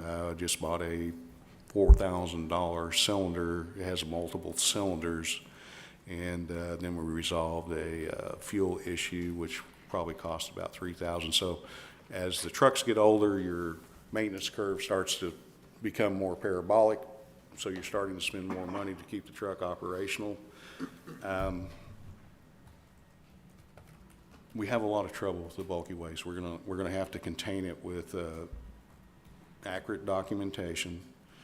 People are putting it out way too early. There's still piles around. If we go to the automatic truck, that'll allow me to use one of my 5 drivers instead of if that one driver's on vacation or other items kind of being, it limits my options if they're gone. In other words, if he's not here or sick, then it's creating a labor problem for me to get somebody to operate that truck and get that But trash if picked it's a up. smaller truck, won't you have to go to the dump more? And like I said, I'm concerned about, like, if you only have 2 times a year, you're gonna be constantly driving, you might get Yeah, down we're one look- block and. We're looking at an option of, with Waste Connections, if they would actually, bring a 40-yard dumpster to the yard, we load that. So we haven't got those Oh. Just take it figures to the back yard. yet. We're also looking at a different way they calculate the rate instead of a cubic yard, which currently is our current rate. So it's more expensive to dispose of uncompacted trash in either a roll-off or the hopper of the grappling truck. So if it goes to a tonnage rate, so just for an example, the 40-yard truck is about $320 a load to dump. It could lower that down to, depending on the weight, maybe half of that, $150. So it's going to decrease our cost of bulky waste cleanup. So I think 2 big trash days are okay if we're gonna lower the price of trash. We have a lot of areas that their houses and their lots are too small, most of war acres. That's just my opinion. you know, I don't know if other cities, I didn't really get a chance to see, but there's some people, I call it the granny rate. Back in 2013, when we hired the grant writer on our sewer grants, we actually had a reduced sewer rate based on your water usage. For example, you know, like if you're a widow or a single older person, you don't generate as much trash as a regular, you know, family of two. So you're kind of paying for the base fee. I don't know how much accounting Crystal is giving me. Don't do that. Right, we're not gonna go house to house and have a different trash rate for each person, like, that would be crazy. I mean, ultimately, the only fair rate would be if you weighed everybody's trash and they picked it up, and the same with bulky. Weight it and build them by Because their people weight. with bigger lots, I mean, you're gonna pay more. I mean, they have more tree limbs, they have more debris, et People cetera. with more, Start digging in people your with backyard. kids, like, yeah. I burn have my like trees, so it one doesn't- bag, you know, a week, usually. So do we have an estimated start date of when when we're going to start this service? The polycart manufacturer says they can get them manufactured here in the first weeks of October. They would actually deliver them to each house. So we're looking maybe November the 1st. November 1st? Has anyone brought up about how we're going to address the letters? Or we're gonna do a citywide mailer, maybe put them in the newsletter for the people I that think get the the more newsletter? information, the better. Yeah. I wouldn't suggest, I would suggest to send it by itself, right? it needs to go in the mail, because I don't get the newsletter, because I get electronic bills, so I don't get, Yeah, okay. so it would probably be helpful to get it in the I mailing. think it'd be smart to get it to the people before the polycarts hit their doors, Yeah, definitely. We can- so they know. We can also utilize that mass notification. It's not gonna hit nearly everybody, because not everybody's phone number's on it, but it's just another way to get the Right, but word out. like what they were saying, yeah, if you do the newsletter, your notifications, a mailing, they're gonna have more than one notification. I just know because, like, if people rent and they get their bills, usually the landlord only sends them the bill. They don't send them the newsletter. All they get is the bill in the mail. This is for me renting, and so Right. Well, the That's- mailer They is wouldn't- also gonna go to the address that the bill is being mailed to. because well, that's- somehow we need to get a list that has all the How actual many bills? houses. I think Mike's point is how many bills are going to addresses outside of War Acres? Everybody Right. that rents. Like our property management company, the bills come to our office. Right, so don't we have a database with a listing of all the addresses in War Acres? It doesn't need to be specific to Mike Schmidt, it can just say 6008 Northwest The 58th Terrace. post office, we've been having a problem with them. You think? We can't query the USTI data just to get the specific address, so we're creating our own for the cart delivery people. I guess you guys could always hand deliver them to everybody's house. Well, mean, what I don't- about us council? Yeah, the I council would do it people for my can do- ward. I mean, that's what we do when people run for elections. You hand out flyers, you go door to door. I mean, it has to go door to door, because like I said, if it goes to somebody in California, they're not gonna send it to their Right. tenant. So this is for everybody to look at, and it won't hurt my feelings one bit. You know, the more people that are involved looking at it, they have suggestions, they have different viewpoints. Add, subtract, if you see something that says, well, this doesn't make sense, you've got my phone number, let me We could know. send him So suggestions. this is and- all just for review, and we're going to vote on this next month. I think, Probably need to. Yeah. Matt we'd have to do an ordinance, wouldn't we, to adopt the language? But that would be, people will have already been getting their carts. Yeah. I mean, right? You said, No, not till November. This is September, we have October. Starts in October. They're Well, gonna start delivering them The in yard, they November. won't deliver them until right before November. They obviously need like a week. They estimate a week to deliver the 4,300 carts to each address, so. In the first week, we plan on just doing the trash both ways. There's gonna be a break-in period, so we're just gonna have all hands on deck. There's gonna be a break-in period to get the truck operational. There's gonna be glitches, but we're gonna use all 3 trucks. We'll have the 4th truck that is currently being worked on. We'll have the 4th truck available. We may have to bring in extra people. It's gonna cost, the transition is never gonna be completely smooth when you begin, but I think once it's in place, people catch on how easy it is to use the carts, how convenient it is. It's going to really be, it's gonna make the city look better. I think it's gonna be much easier to pick it up. I think we still have a lot of decisions to make. Yeah, we should And have a communication. committee or something, or, I don't want another committee. It needs to be we should be voting on this stuff today.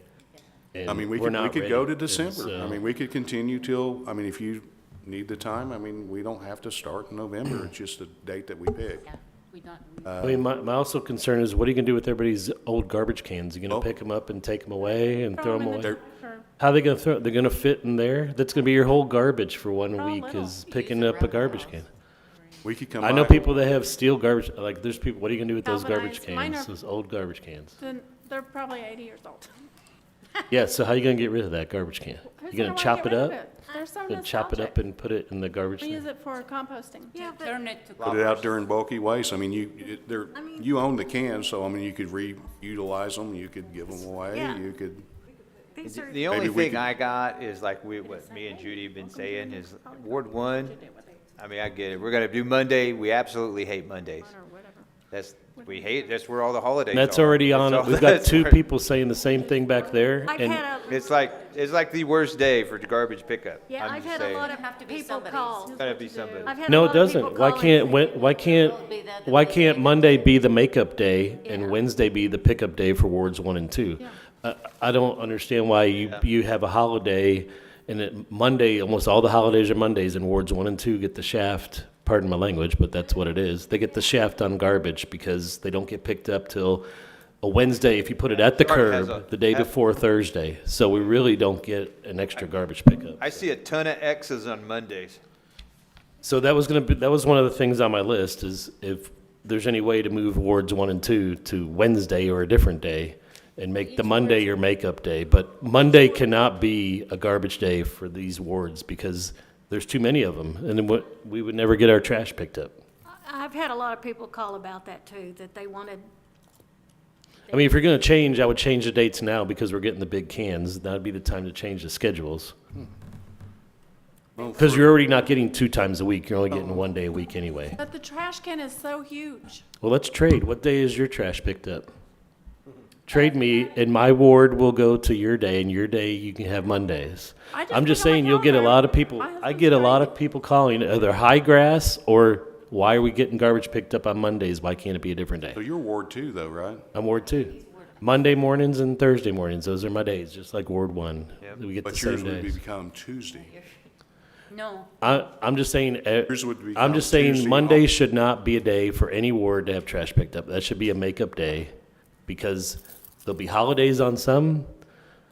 Why are you shaking? You're shaking your head because you haven't we're had to all- live in it. When you live in it and you're It's, If you Christmas look at where all the week. holidays are, they're on Mondays on this do you day. not go to work on Mondays?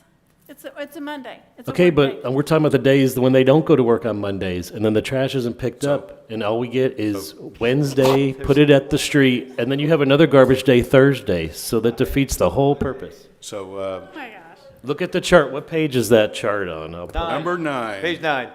all the X's. So for 2025, we have 3 days on Monday, we have 4 days on Friday. So what about the Friday people? Yeah. That would be me. I'm not How gonna lie. about Thursday? Thursday is 3 days. But we're not whining. It was brought up from people. She actually said she doesn't So in want Mondays. 2026, let's I mean, look it's at not just Monday. me. And Monday you don't has just 3 have. days. I mean, Sorry, I don't know what the solution is. Yeah. But I just know when you put all the holidays, they're all on Monday and it's every year. Oh, there just happen to be this many on Friday. I mean, there's a ton of them. So you've Thursday got, has 2. so you've got 5 years to look at. There's several Right on there. Friday There's too, the but man, dates. they stack them up on Monday. They really do. But if you're only getting picked up one day a week, then you're not getting picked Yeah. up on Wednesday, then Thursday again, you're just getting picked up on Wednesday on your holiday week. So now I understand, you're getting picked up on, you're not getting picked up on. Monday Right, because so it's now I gotta holiday. keep my garbage all the way for a whole nother week. It's only one time a week now, it's not And- twice a week. And I'm just saying, just because Right. I hear it from the people in my Right. ward, and I'm just trying to represent them, to say, hey, they don't like Mondays. That's the, Oh. my Well, wife we do. doesn't like Mondays. I hear you, Chris. I said, Okay, you can change it if that's what you want. picked up on Monday and then Thursday because Wednesday being a holiday, but you won't have that anymore because it's only one day a week pickup. So if you're not picked up on Monday, you're gonna be picked up on Wednesday and then not Thursday again because it's not 2 days a week. Monday to Wednesday, that's 2 days. You can't pick, I wouldn't mind it if you just said, if there's a holiday, you pick it up the next day. but then. Why does it have to be 2 days? Because Wednesday would be the makeup Wednesdays, day. they're gonna mark as So- the day for all the wards. Okay, but that's fine, but we had the issue where Monday wasn't even a holiday, we didn't get our trash picked up, so, I mean, I'm just saying, you're gonna have people call and complain that why can't you switch the day to Monday? Amen. Or we could have an incentive pay to bring somebody, I mean, the employees would like to have a holiday. So do they deserve a holiday? I know the I understand that. I I'm don't just know, saying how most does- of the how does holidays are the, Mondays. Police and fire do holidays? Do you rotate with employees? And I don't know how. No, you they're have to just do it. scheduled. They're just As much as scheduled. I don't want Monday, I don't understand how you would do Monday as a makeup day when it's gonna have a lot of holidays.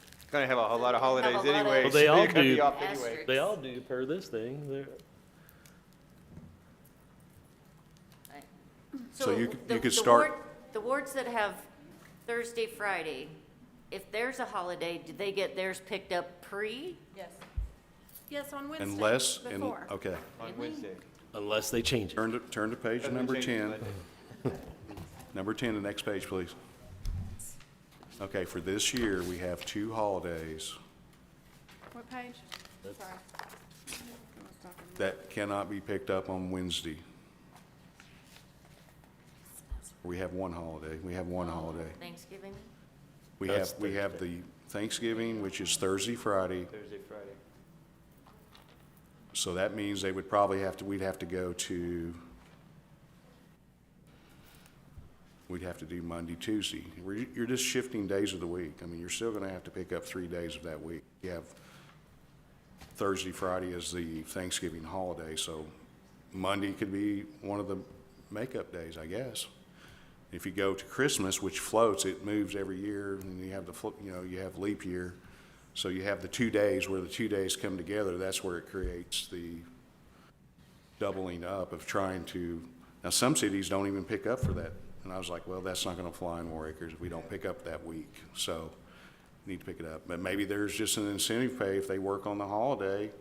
I don't think you want people working on Christmas Day or the 4th of July or Thanksgiving Day. I would say no. No, not for trash, no. I mean, I will say there is some opportunity that after the weekend, having it picked up on Monday is nice. Yay. Get it out of the house. so, But I understand the holiday thing and it drives me. Yeah, 'cause there's a, so there's, Set if your Monday was the calendars. pickup day and you didn't do anything on Monday, there's a lot of holidays there that they would automatically have off, you know? maybe we change the schedule they work. You want them to work 4 days a week, 10-hour days, or maybe they just don't come in on Monday. I mean, Make Monday the makeup day. I don't know if that would involve No, I mean, it's like what changing- Debbie said, though, there's still other holidays on other days. Yeah, So it's there's not gonna other- matter, so. Like the Good Friday, It's they're just off. Set Yeah. your calendar, whatever your reminder is. People get used to it, whatever it is, we'll get used to it. And I feel like Director Terman has thought so thoroughly over all this. I appreciate all the hard work you went to. And I'm open to suggestions, I appreciate that, but, Yeah. so come to consensus, I mean, if there's options. There's always gonna be some compromise somewhere, I mean, it's never gonna be a perfect system. There's always gonna be something, well. I mean, we could go to a 4-day work week and they What just about come in. 4-day work week on the holiday weeks? Yeah. But then you've got Well, an you're still gonna have exception to days the out, you're rule. still gonna have holidays on Tuesday, Wednesday, Thursday, Friday. I mean, you're still gonna have the same problem. Gotta try and keep it And you're gonna be simple. paying them extra because it's 10-hour days. So basically, so- page number 9 represents the year of the weeks that we'll have to do an adjustment. So the other weeks are just regular pickup, whatever days you decide to do, Monday, Tuesday, Wednesday, Thursday, Friday. So I there's try to no, think you're there's still no gonna have reason the to same include day. those days in the chart. These are the outlier days that we'd have to accommodate some sort of a pickup or a, so you guys can chew it over the next month But, and and I would think about it. assume Ward 1 is your biggest ward, Ward 1 is the biggest ward. so. But it can be done. I mean, we've got 3 potential trucks, so we've got to have what, 977 homes, roughly 1,270. I mean, if, we thought about splitting up the wards to make them more even, but think about the headaches of that. I mean, you go in, well, your street's not picked up till Tuesday because you're north of 63rd. So we already have ward maps. People are familiar with the wards. I mean, There you is- can split it any way you want. I mean, you can split it up and say, well, this street here, we pick up on this side on Tuesday and we pick up the No. other side on Wednesday, so. It's easier just keeping it by the wards. And I- Do you have, is there a slide that has which day is which ward? Or the pickup schedules, like who's Monday, who's Tuesday, who's Wednesday? Yeah. Now? Or in the future? Ward 1 and 2 is Monday. No, because he said mine was Thursday. gonna be Tuesday. He said Ward 2 is gonna go to Tuesday. Ward 2 is so- gonna go to Tuesday?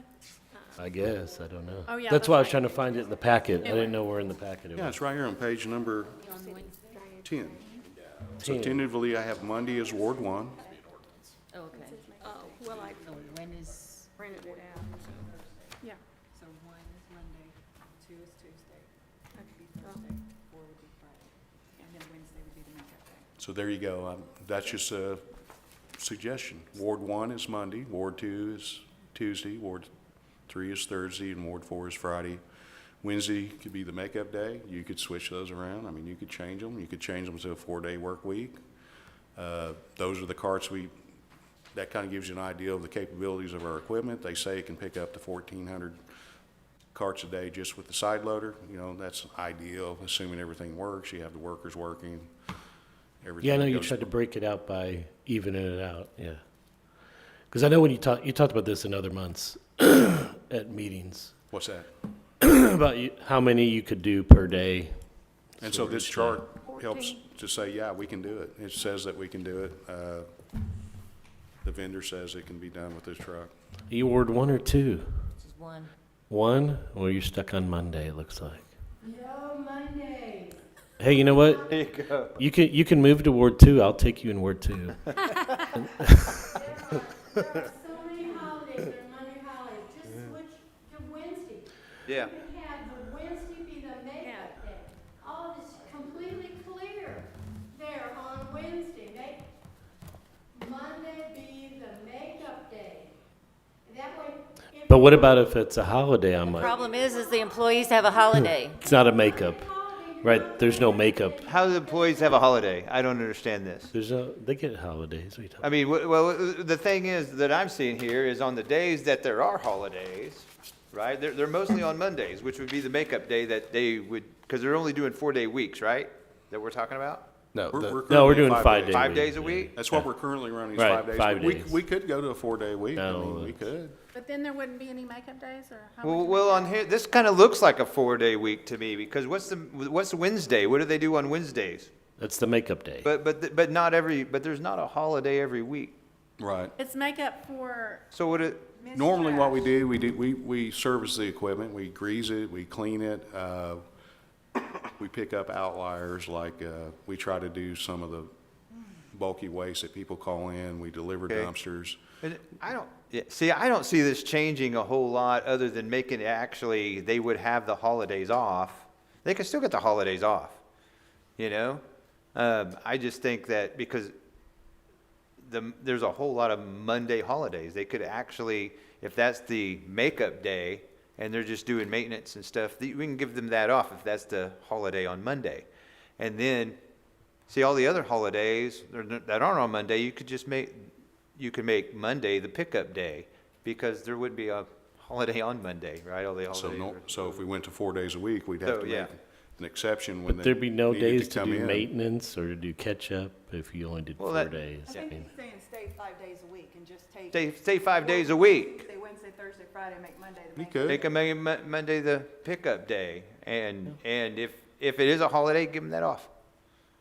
We can handle it, I think. I mean, I think we can handle that. May I know I didn't sign up to talk, but Monday holidays, if it's a holiday, then nobody's gonna be working. So if you pick up iTrash on Wednesday, then if there's a holiday that's on a Thursday, then Monday is the makeup day, so you've got Thursday off.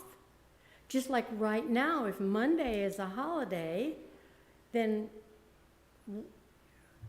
we won't have 2 holidays in a week, though, so. I'm just, Not yet. please, because so many people get confused and they put their trash out and then they have to wait till Wednesday, or they pull it back in and it just doesn't seem to make any sense to me. Change it now, change it to Wednesday. If we're scheduled on Monday now, just change it to Wednesday. It seems to me that's the easiest thing to do. And if there's a Monday holiday, that's the makeup day, so we don't use it anyway, because there's no other day of the week that we're making up. Does that make sense to you? Am I Makes sense to making me. sense?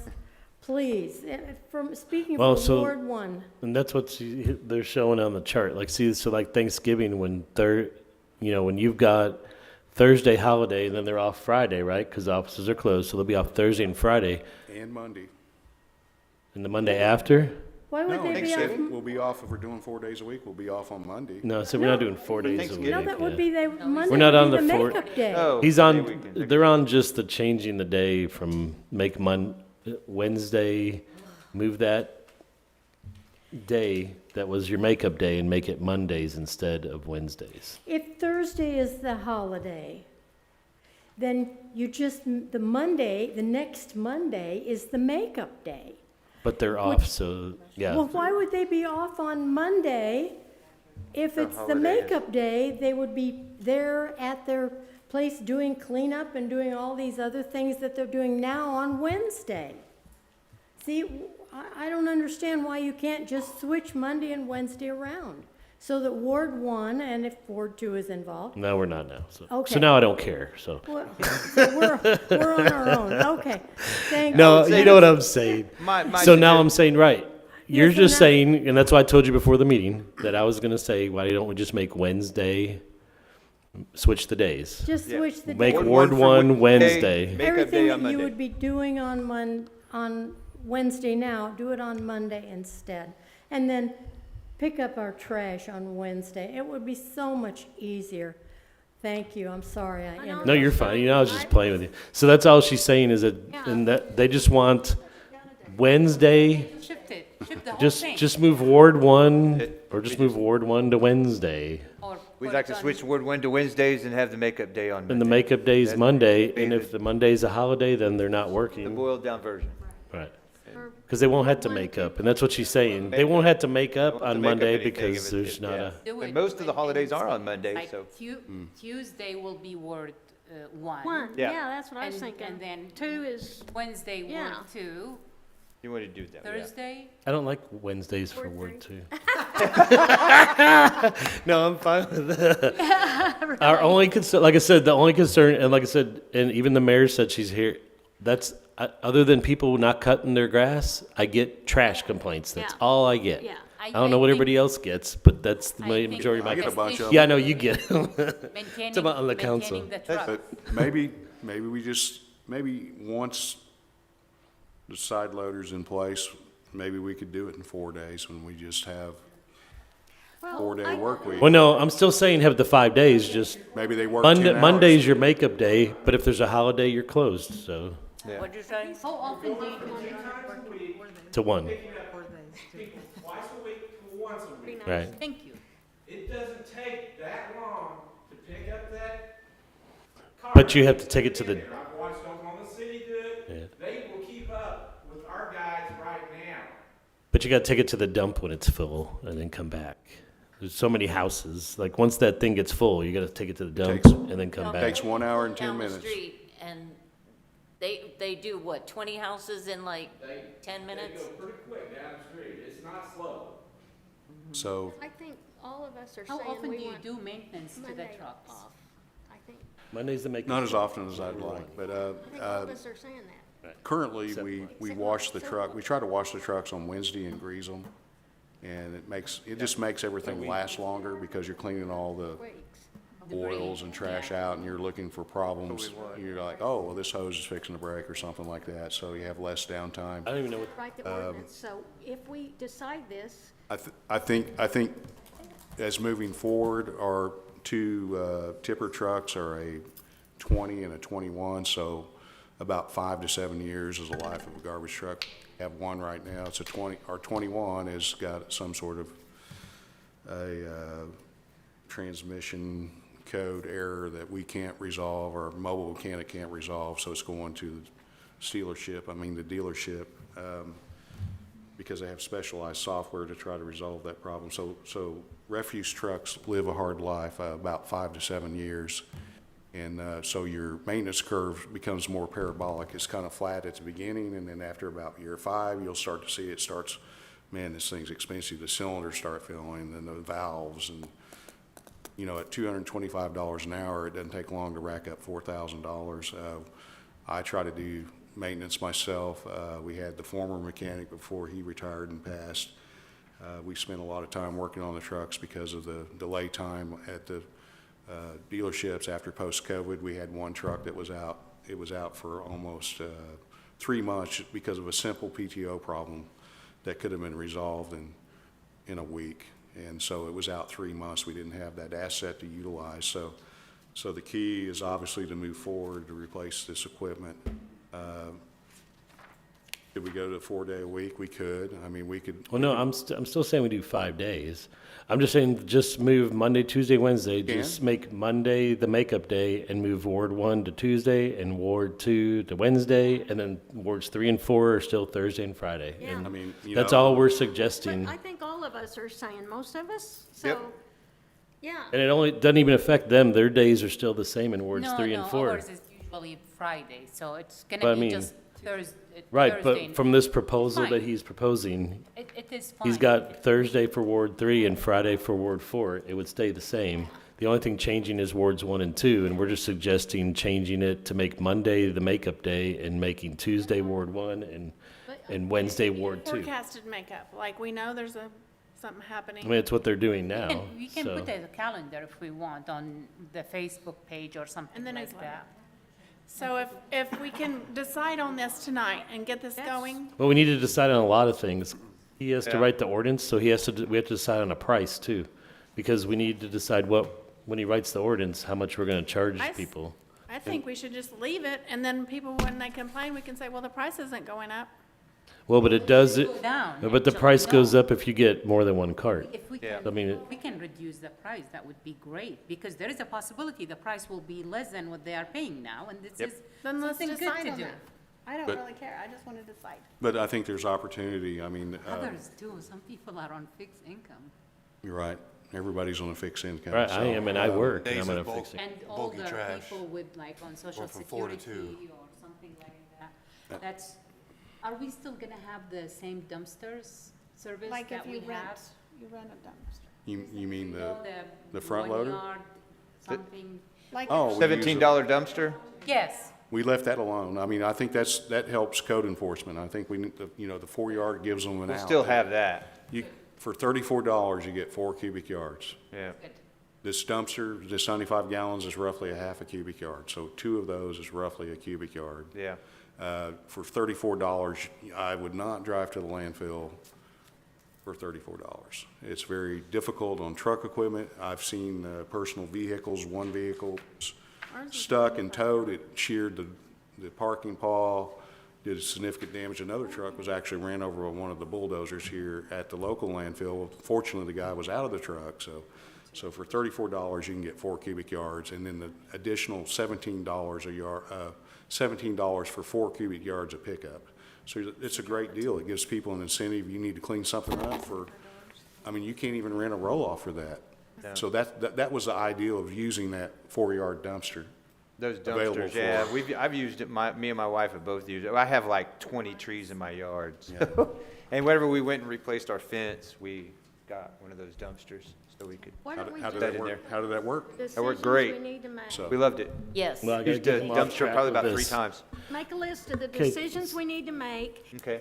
Well, And and- everyone send it to Matt, Matt? and he gets All right. to, No, Ideas. okay, so, gets to count the votes. so I just think. No, No. we're not voting outside of a meeting. Yes, it has to be voted here. So my suggestion, okay, so it's $36 a month right now for garbage cans.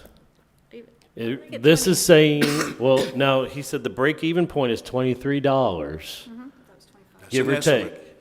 That's an estimate. That was the slide that he. It was an here. estimate, he said. Yeah, I mean, that's a, That doesn't Right count down here, he things said going it counts up. for That doesn't $23, the break-even in-house side loader, okay? So he's saying 23. Well, if you say it's 23, then you're not gonna have any money to buy a truck in the future, and then we're gonna have to be Maintenance. trying to budget for a truck, the maintenance to fix them, the maintenance that the hydraulics go out, How about whatever. 30 a month? Is that a good idea? Well, that's what we have to decide is what, right now, if people pay 36, that's what we put in the ordinances, $36 a Okay, month. I'm just gonna correct you there. No, 30 is too much. It's up to you to decide what you should and shouldn't be paying for with your utility rates, but you are really bad at running a business. You have not been buying trucks with the revenue that people pay for picking up Right, their as far as trash. the You're city, paying not with me it for personally, I'm talking about the tax city, revenue. right. And most cities that operate utilities charge enough to operate it as business. You have not been doing that. No. Right. And so that part, That's why I said these we can't rates- charge $23. because These we rates won't wouldn't be get you able to there. do that. Your current rates don't get you there. Right. If you want to get there, then there's a whole cost analysis that needs to be done that's not going to get done in a month. What- well, I mean, Let's leave it at 36. if you look at and then page wait 7, and- I mean, I'm including Let's do the that, annual and we can cost always to run increase these it trucks later. and We can always replace them. fix it later. Are you, you're factoring in to I'm build up a looking idea. at reserve? this like, this is what you need For to, 1 year, and then we can This is the reevaluate. assumption Hey, after a year, we can see, hey, If you're going to ask for $36 for one We- part, then if someone needs another one, that would be another $7. And that's my next question, Well, right? that's what he just gave that number. Like, Bethany charges $250 for one. the second one. The second one. So, I mean, we could say $3 for a second cart. I mean, that's just a Yeah, number he then threw out. But that's what we're saying, you can't just charge everybody 36, because some's gonna want one can and say, well, if it's still $36, I'm gonna get 2 cans, or I'm gonna get 3 cans. So you're gonna have to have some kind of fee on the Well, second I cart mean, or if the you- third cart. If you have 10 people at your house, I mean, obviously you generate more garbage. Right. So that's what that's trying to offset. Is there a fair Right. system? No. I mean, unless you weigh each can. Right, but I'm saying we can't just say it's 36, it's gonna be 36 plus whatever the additional cart costs that he's got up here. Well, let's make a decision. But on page, about $30, and then For- I just want $5 to for a second cart, $8 for the third and fourth. You know, really, like that's what Matt was saying, if you do the cost analysis, we Yeah, probably for should the be cost charging analysis. people like $55 a month. No. To, If you look at page 7, now this is the assumptions that I made to run it just like if you were trying to recoup your costs and make money.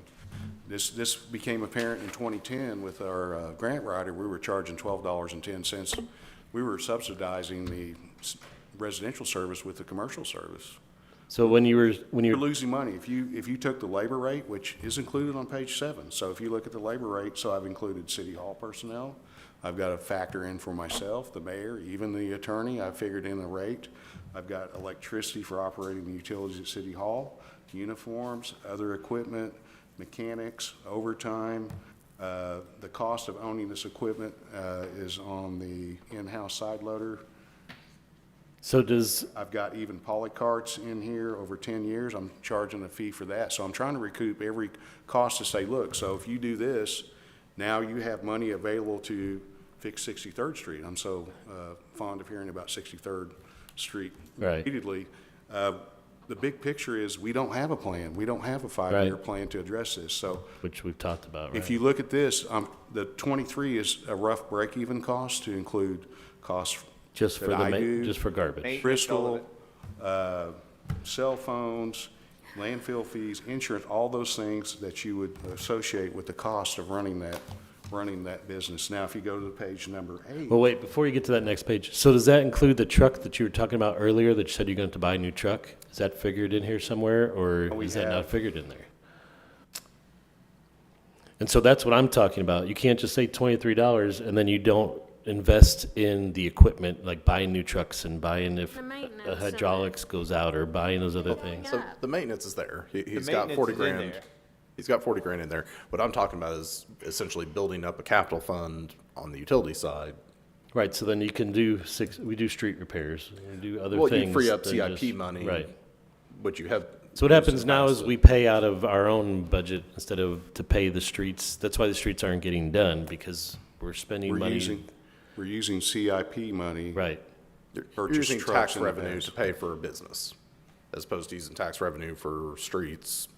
Right, and until recently, it started at $12.10, and we went up to $17, and then we went up to, or with Jim, $24.50, and then with Roger, we went up to the $36, because when you started figuring in the post-COVID rates for the temporary workers, the cost was closer to $33, because you had those 5 additional people you were paying, and also, we had a residential supervisor that had been here a long time, so he was at a relative high labor rate, which was adding additional costs to run just the residential side. So traditionally in the past, you've been losing money.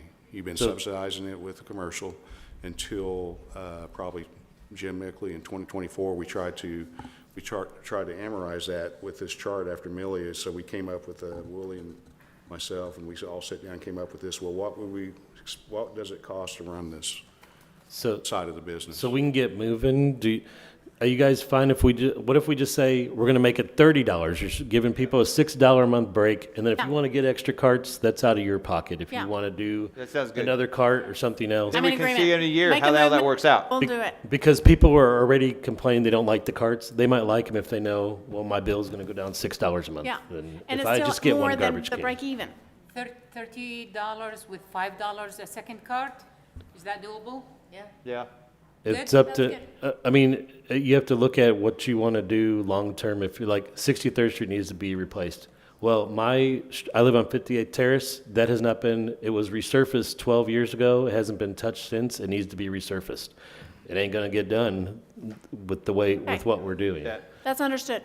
$30. Okay, I I'm like just- that. And, you know, in a year, we can revisit that. And say, Yes, "And in agreement. So do we have Crystal, to bring us motion some this? numbers. See how that looks. $30 with 2 big pickups a year. Right. If they want Yes. extra, then we Yeah. charge for the extra. Or you could tell them they can rent one of those dumpsters, which I did, and Yep. he's done, and it's cheaper. If you got that much of a trash, Yeah. Cheap, Pick seven- up 4 times a year. right. Yeah. Yep. And if you need it another time, you can rent a dumpster, and it's, Every As long as we know ahead of time, it'll be great. okay, so we just need to have it, something in writing for next meeting. Next to writing, yeah. $30 for the 30 first one. bucks, $5 for the additional cart, How much for third and fourth? Well, third and fourth. 7, 8, 7, 7, I don't know. 7, 8. No, let's Let's do just it keep it 10. even Let's do number. 10. Make it Say even 10, numbers. just No, say what it 10. has on here, say The 10. $5 is good for per card. 3, So you 5, wanna and have 10. an additional 2 cards, you'll pay $10 for both. You Well, want for both or for 3? each? Is it $5 per card? Is it Yes, $5 for the? $5 per $10 card. for the third one? All right, so After it that- would be $30 for the first, Yep. what I'm hearing. It would be $30 $3 for the first, 5 for the second. Yep. 10 for the third. Yes, 10 for the fourth. each card, Then each additional card was that will what you be intended? It's $5. 5 and 5 Yeah, I Yeah. 5. to get you to the 10? No. Each cart would be Everything else. $10. Number 3 would be 10, number 4 would be 10. Just it's $30 and it's $5 for each cart you want extra. Yeah. You're I'm in Up to agreement. 4 carts. trying to, Right. Up to 4, yeah. one of the things that we discussed with Bethany, Ronnie actually helped put their system into place to the poly carts. You don't want these carts just sitting here. If you give them $250, people will order, hell, I'll take 4 carts, and they're just sitting at their house, not doing anything. So unless you really need them, I mean, they're available, and we'd probably, the one thing I didn't put in there is probably to limit the additional carts to a minimum, like say you order carts 3 and 4 for 4 months. So you don't just order it for 1 month, we take it out, we pick it up. We didn't, you know. Like holidays. That's where we got that maximum of Christmas. 4 carts. Sit out for a Right. year. You're trying to minimize those carts sitting there. It's kind of like our dumpster at residentials. Before we made the contract, we found somebody had one for almost 2 years that was sitting out there because we had everybody was calling this person and we had no control. And we finally said, hey, you can only have these for 2 weekends. We only have so many of these dumpsters. The same thing if you rent a roll-off, they're gonna limit it to you. If you keep it for a month and you keep it each additional week, they're gonna charge you $8,500. So the same idea with the cart is if you don't really need it, you don't wanna make it to where they have carts and they're just sitting there and they're not being. I think $5 a cart's pretty good, and we have the maximum of 4. Yeah. So So it's not like 30 they could and just have 5 each a whole cart, bunch. up to 4 carts, What right? Mike was trying to do is 2 carts, okay, third cart is gonna be abnormal, so a higher price to get to the third cart and to the fourth cart to try and, I mean, what I'm hearing you say is you want to incentivize, trying to keep most people at 2. Correct. I mean, if About you have- $8 for the 3rd and 4th cart. You have 10 Once people. they see how big they are, don't you think they'll 8. be okay? 8? Once they realize how big the carts are, Use your microphone. don't you think Use they'll your be microphone. okay? I think Yes, we that's should what I put that in the letter that we send. Make sure they know it's. Make The sure problem that is we too, receive your the problem card is also first. when you put these in the street, you have to have 3 feet separation between the garbage cans, right? Because you said 3 feet between carts. Yeah. That's gonna be your whole side, the front of your house is gonna be lined with 4 garbage cans. I don't see that happening. And they're There's a gigantic. price to Right. pay. So, you know, in Oklahoma City on my block, people roll them right together and then they become proficient where they just slide right in there. Mine about that far apart. Right. So you're a violator, but, 30 with 5, It 30 goes with 5 down for like each, the- right? it's slimming. We're good. those guys, I think they They- should have they- as many they up to adapt and they- 4. That's the most, I mean, we get money So, for so are them. we in agreement with that? $30 for Right, the we're just first, trying to move on. 35 and 5 for the 2nd, 8 for the 3rd and 4th? Requirement to have We just garbage. Yeah. sound reasonable. Kid is proposing 30 for first, 5, then 8. Good? 35. I'm fine with that. I'm good with that. Less waste, and 2 Can we is put more that than in enough. something and vote on it next time, maybe? He's gonna That's write what an we're gonna do. ordinance. Just making sure I see He's gonna 2 put it in an people. ordinance and then we vote. I'm in Big deal. agreement. Okay. Side. There you go, I we're will making have something decisions. for next month for 35, 8. And next month, it'll only take like 2 seconds. We're not gonna be here for an hour Yeah, so next talking time- about Who's this. going to be in charge of making this letter that we're sending out? It can't be just dumping it on Vicky. I'll do it. I thought, Mike All right. was I mean, I think I ought to I try don't to speak English, I'm glean sorry. this information down to You just told us that in English. Excuse me? You just Just told like Make Rocky. Monday the pickup day. Mike and I will work on it together. right. Okay, You know, good deal. there's like a Polycart quick guide and then try to boil it down to make it as simple as possible. I need to go. I have You know, to give them the I think days. something like the last page that shows them the dimensions and stuff, and along with a letter, like Yeah. something that tells them how big it is, and then just tell them we're gonna delivering these carts between this time and this time. Right. And I I think mean, it's kind of like the first page here. When you go to the very first page, you know, the intent of the language, it describes, And mention that describes you're operation. reducing the price. you know, that says, here's what we're doing, here's why we're doing it. The goal is to ensure efficient, cost-effective, and safe operations. There's of no all yawning ways. at council meetings.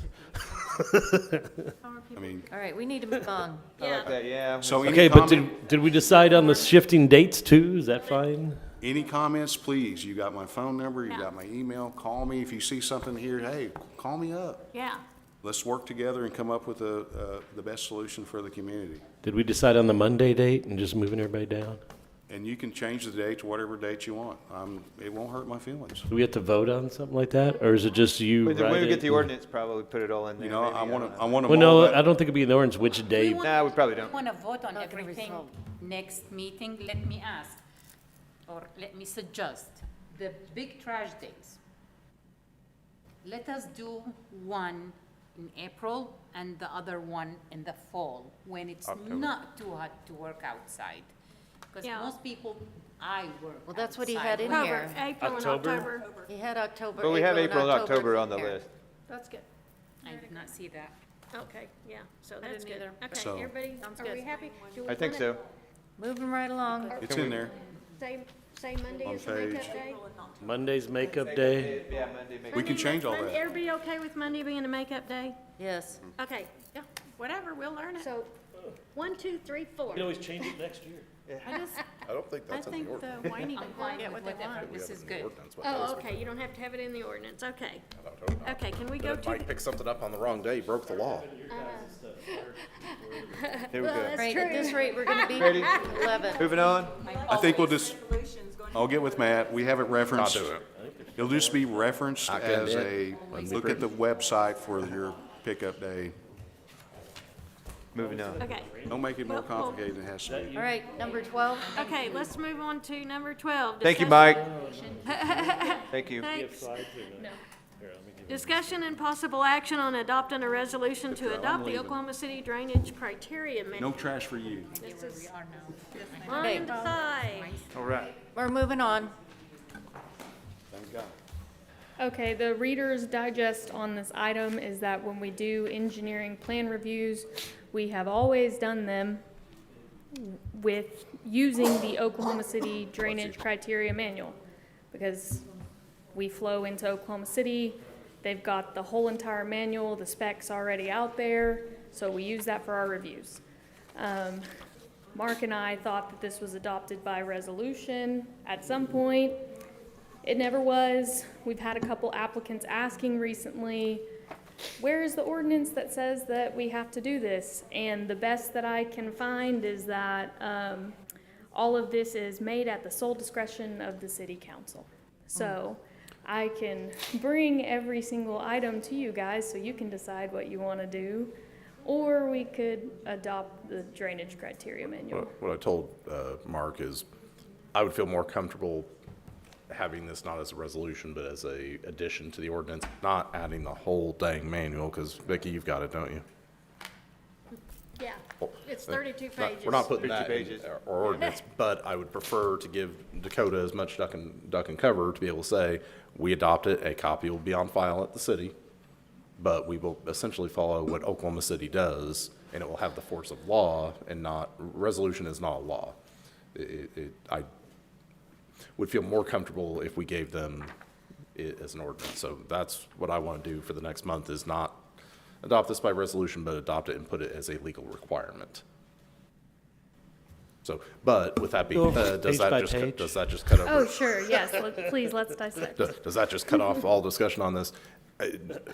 You have any concerns with us doing that? I don't. No. No concerns. No, not if she doesn't, no. All right, then for next month, right, we'll put this ordinance before the utility one. But we. So they we'll- can leave, yeah. We're gonna add some verbiage into the ordinance that gives it the force of law, and Okay. not just a policy. And I don't know what we need to do in terms of, because how often do they update it? They Oh, update I'm gonna it put every few language as may be years. updated from time to Yeah. time. Okay. Oklahoma City was pretty locked in until most recently, and then they just said, You don't for wanna here stick- perpetually, it will be updated by administrative. So that's what we need. Okay, No? so we will vote next month. Can we, okay, move on? I heard Moving on. I heard the unions were. Okay, discussion and possible action on an ordinance amending 10.64.030 regarding requirements for motor vehicle taillights. So this is one of these, this is easy. We actually updated this ordinance, and then it didn't make it into the full codification, so we're asking you to update it again, or adopt it again. It simply brings our ordinance in line with state laws after some amendments about 10 years ago. Make them, go I ahead. do have a question. No. Why do bicycles during the daylight need a headlight? Is, if you're riding a bike in the daytime? I just copy and pasted what was in the statute. Oh, So Okay. it was literally, and this is one of the things we struggle with the legislature meeting and adopting laws, is every so often there's an overlap between ordinances and statutes, and the statute gets updated and the ordinances don't get updated. And so then Mike's guys have two different sets of laws that they have to try and enforce, and so we try to catch those and keep those, get our ordinances updated when the statutes change. This one we did get updated, and then it wasn't in the full codification. The codifier didn't get it put in. So essentially, we are asking you to readopt something you adopted 12 years ago. Right, so I'll make a motion to amend the ordinance 10.64.030 for the motor vehicle taillights. I second it. Schmidt, Yes. Morris, Yay. Muswig. Yes. Fairchild, Yes. Myers. Yes. Cole, Yes. Douglas. Abstain. She's a bicyclist. Motion to approve the emergency clause? Second. Myers, Yes. Fairchild, Yes. Morris, Yay. Muswig. Yes. Schmidt, Yes. Cole, Yes. Douglas. Might as well, yes. Motion passed. Okay. You can't be both. You can't say no and then yes. Yeah, well, last month somebody did. Okay, so, okay, questions and comments from the council, and let's keep it brief, please. Don't we gonna have keep to it vote brief. on 15 and Oh. 16? No, we already did that. We already That was did what we did those. before.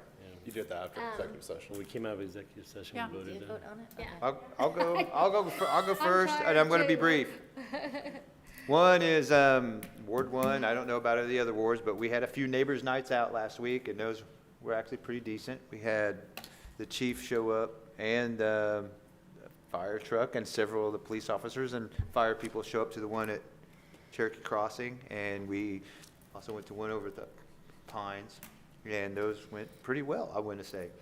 The other thing is, I know I did tell the engineers out in the hall, but I want to say it in the meeting that they had, Smith Roberts, Smith is Glenn Smith, and he passed away last week. So I'd like to give my Oh. condolences to the Smith Roberts people who lost one heck of a guy he was on the board of the licensor for surveyors and engineers. He's just a guy that's done a whole lot of things for the city of Oklahoma City, the state of Oklahoma itself. So my condolences to SBR.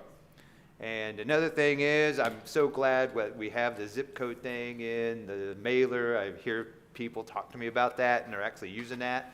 And I hope that it's helping. I hope it's really increasing some of our numbers, because people are really doing that. They're saying, yeah, whenever I Grubhub now, I make sure that I got my 9-digit zip Yeah. code in there, and that we're getting our tax money. Because anything you have delivered, including furniture or anything, if you have deliveries, including Grubhub, put your 9-digit zip code in there so that we'll get the tax revenue for it. And that's all I got. Okay. Thank you, everybody. Thank you. We had a pretty good increase from the use tax from last month to this month, if you didn't look at the report. I did. Almost 62,000 to 72,600, so month to month it went up 12,000. It's been up. That's good. Back to school.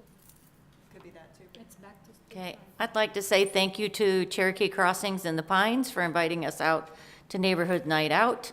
I want to say thank you to Mike Turman for getting my light at 7-Eleven at least upright. It may not be lit yet, but it's upright. Request is in.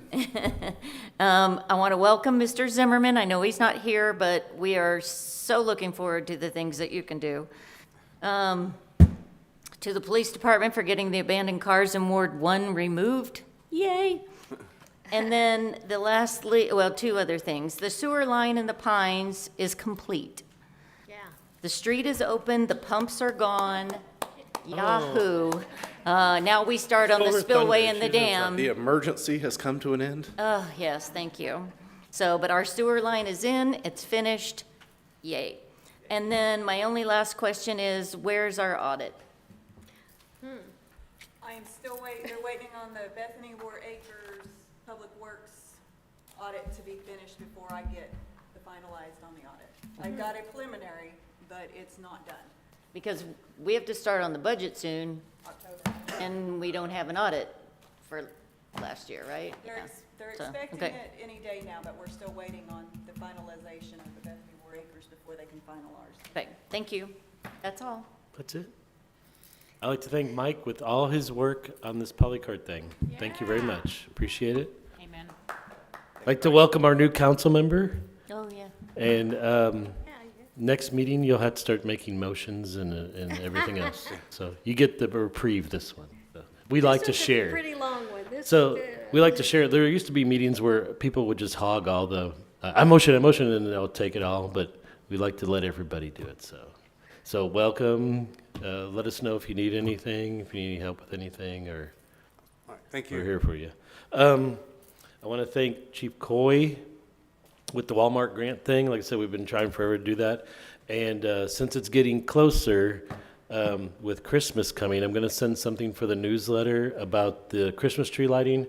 And last year we did these Beanie Babies. The fire department gave us Beanie Babies. I have a whole bunch of, And so he's got 42 already. And so we did 100 bags last year. So I I was going to see if in the newsletter people want to donate them up to this when they come pay their utility bill. miniature Furbies and Beanie Babies. Yeah, so start thinking about that whenever we decide on that date, we'll have to have all the council people. I think it's good for the council to show up and actually work at that, because then you get to meet the people that you're serving, because you are serving. And now we have that grant. We'll try to work on getting the hot chocolate, because that was a big episode last year.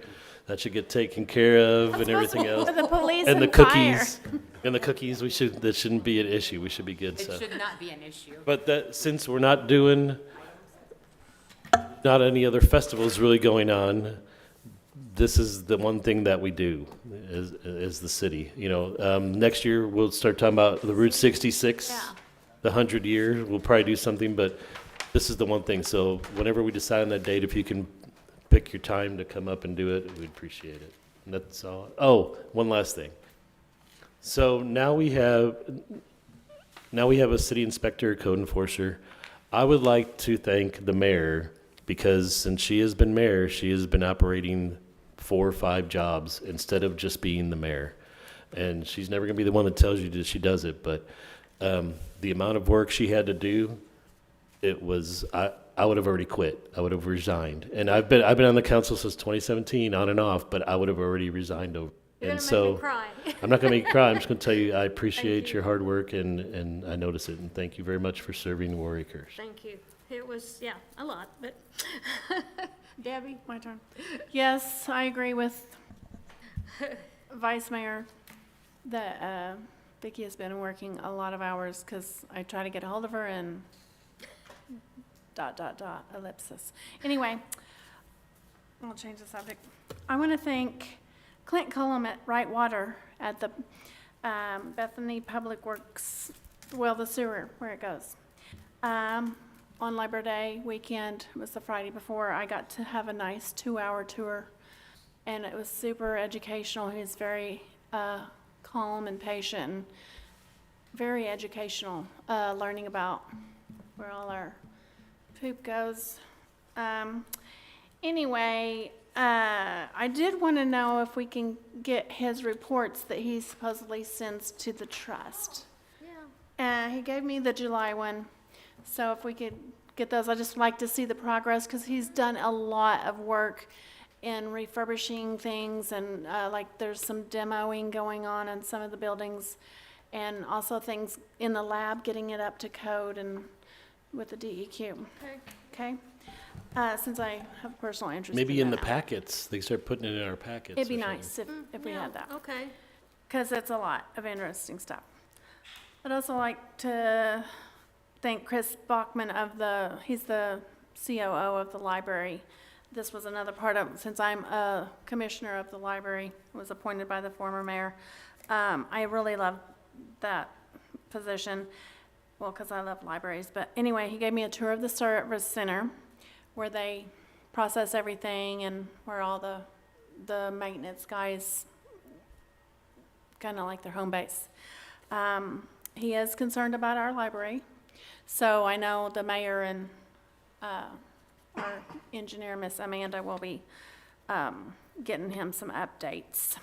Yeah, and I'd like to say welcome to our new council member. Thank you.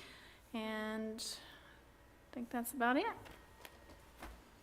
Ida? Thanks to everybody here. I was hoping to bring some good news this meeting. Unfortunately, I have not received them yet. Hopefully next meeting,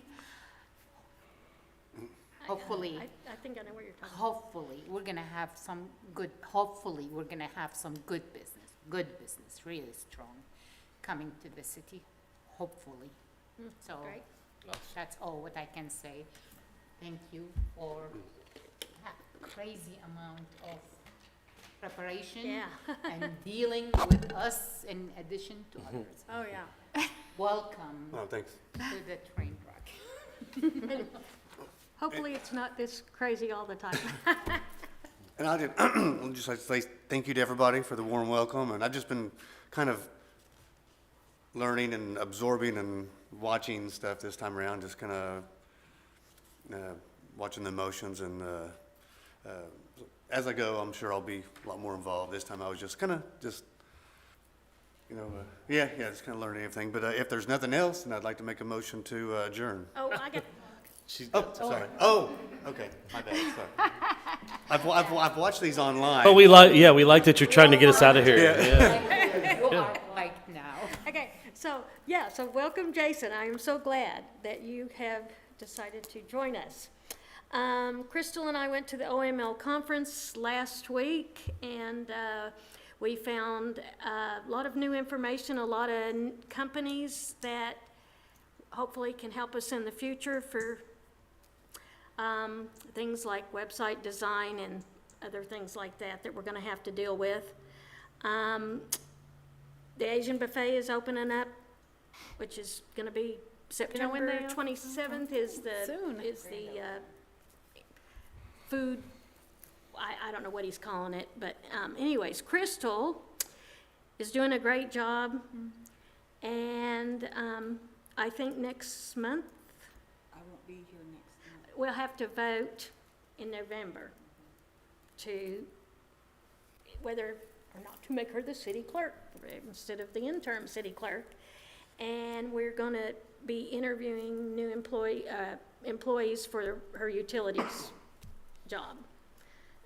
As soon as we've got several applications, so Well, good luck going to with start that. that real soon. Okay, that's all. So you can adjourn. And before I do that, where is the new Asian buffet you're talking about? It's the old Golden Corral building on Northwest Expressway. Oh, okay. Yeah, my wife and I pass it all the time, and we keep saying there's nothing been there forever. Yeah, COVID. yeah. COVID killed the Golden Corral. Okay, all right, well, I'll tell her I'll that, tell you so. what killed the Golden Corral, and it was food fights among the employees. God, and it's gorgeous inside. It's just, I mean, Ben has put in so much work. It's amazing. Okay, well, I'll tell her. Yeah, Okay, so- and I'd like to make a motion to adjourn. Second it.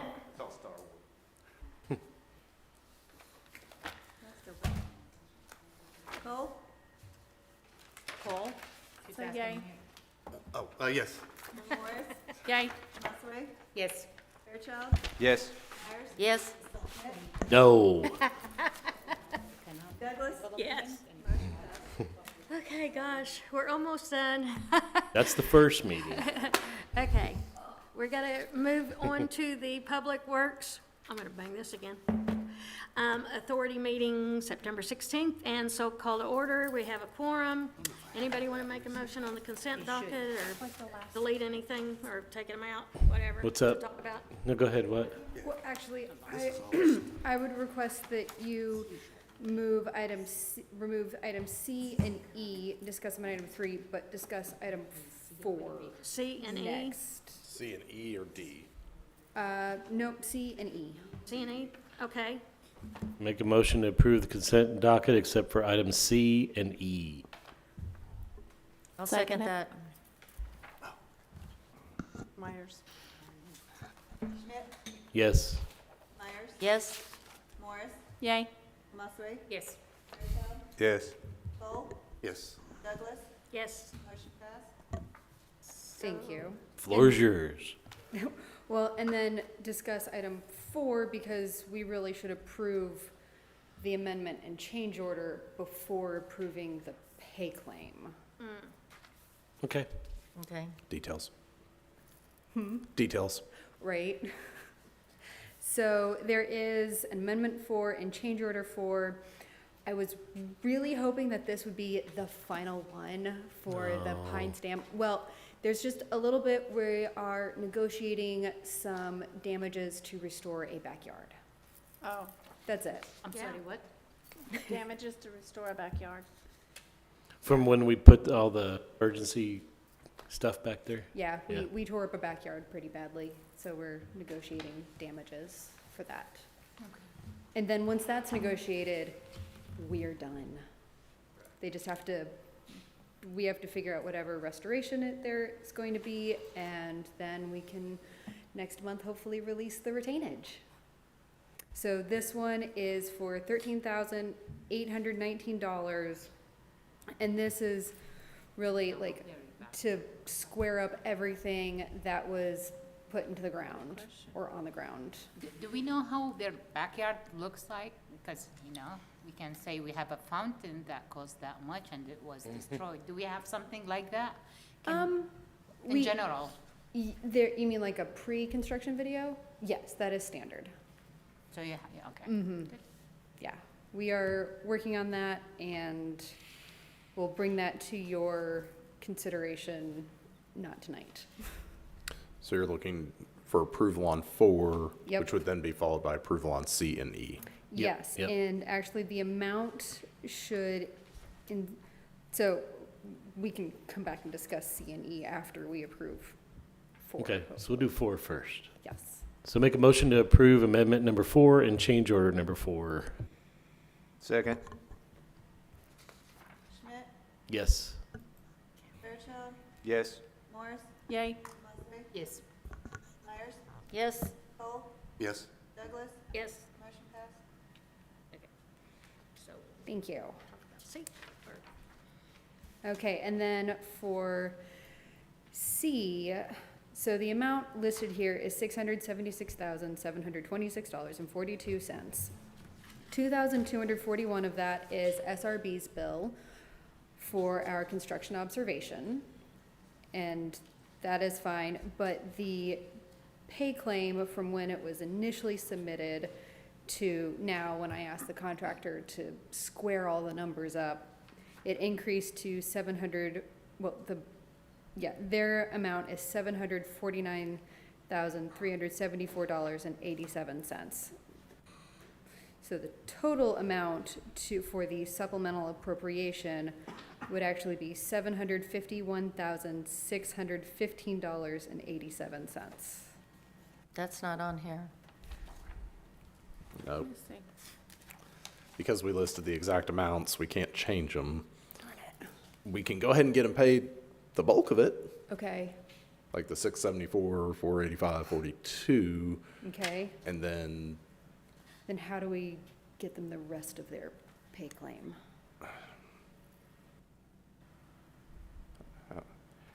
how badly do they want it before next month? I'll say it would have to be the next meeting, right?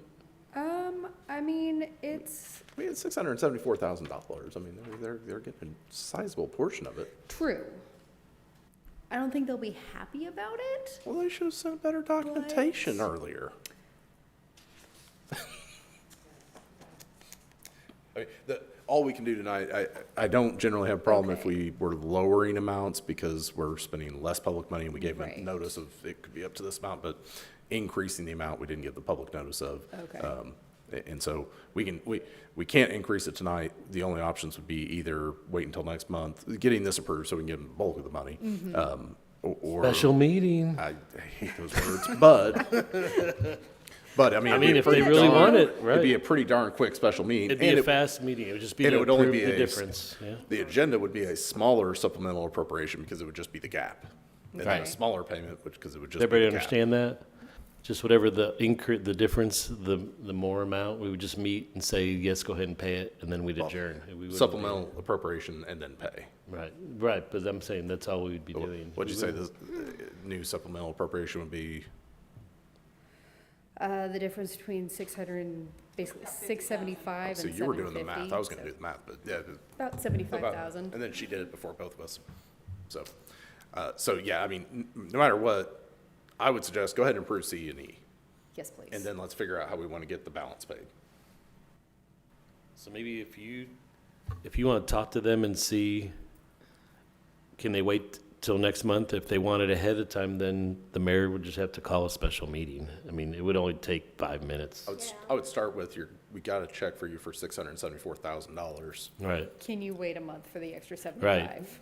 And if not, then you go to the mayor and then she can schedule with us to have another meeting to, All right. for 5 minutes or something to do it. 5 minutes? 4?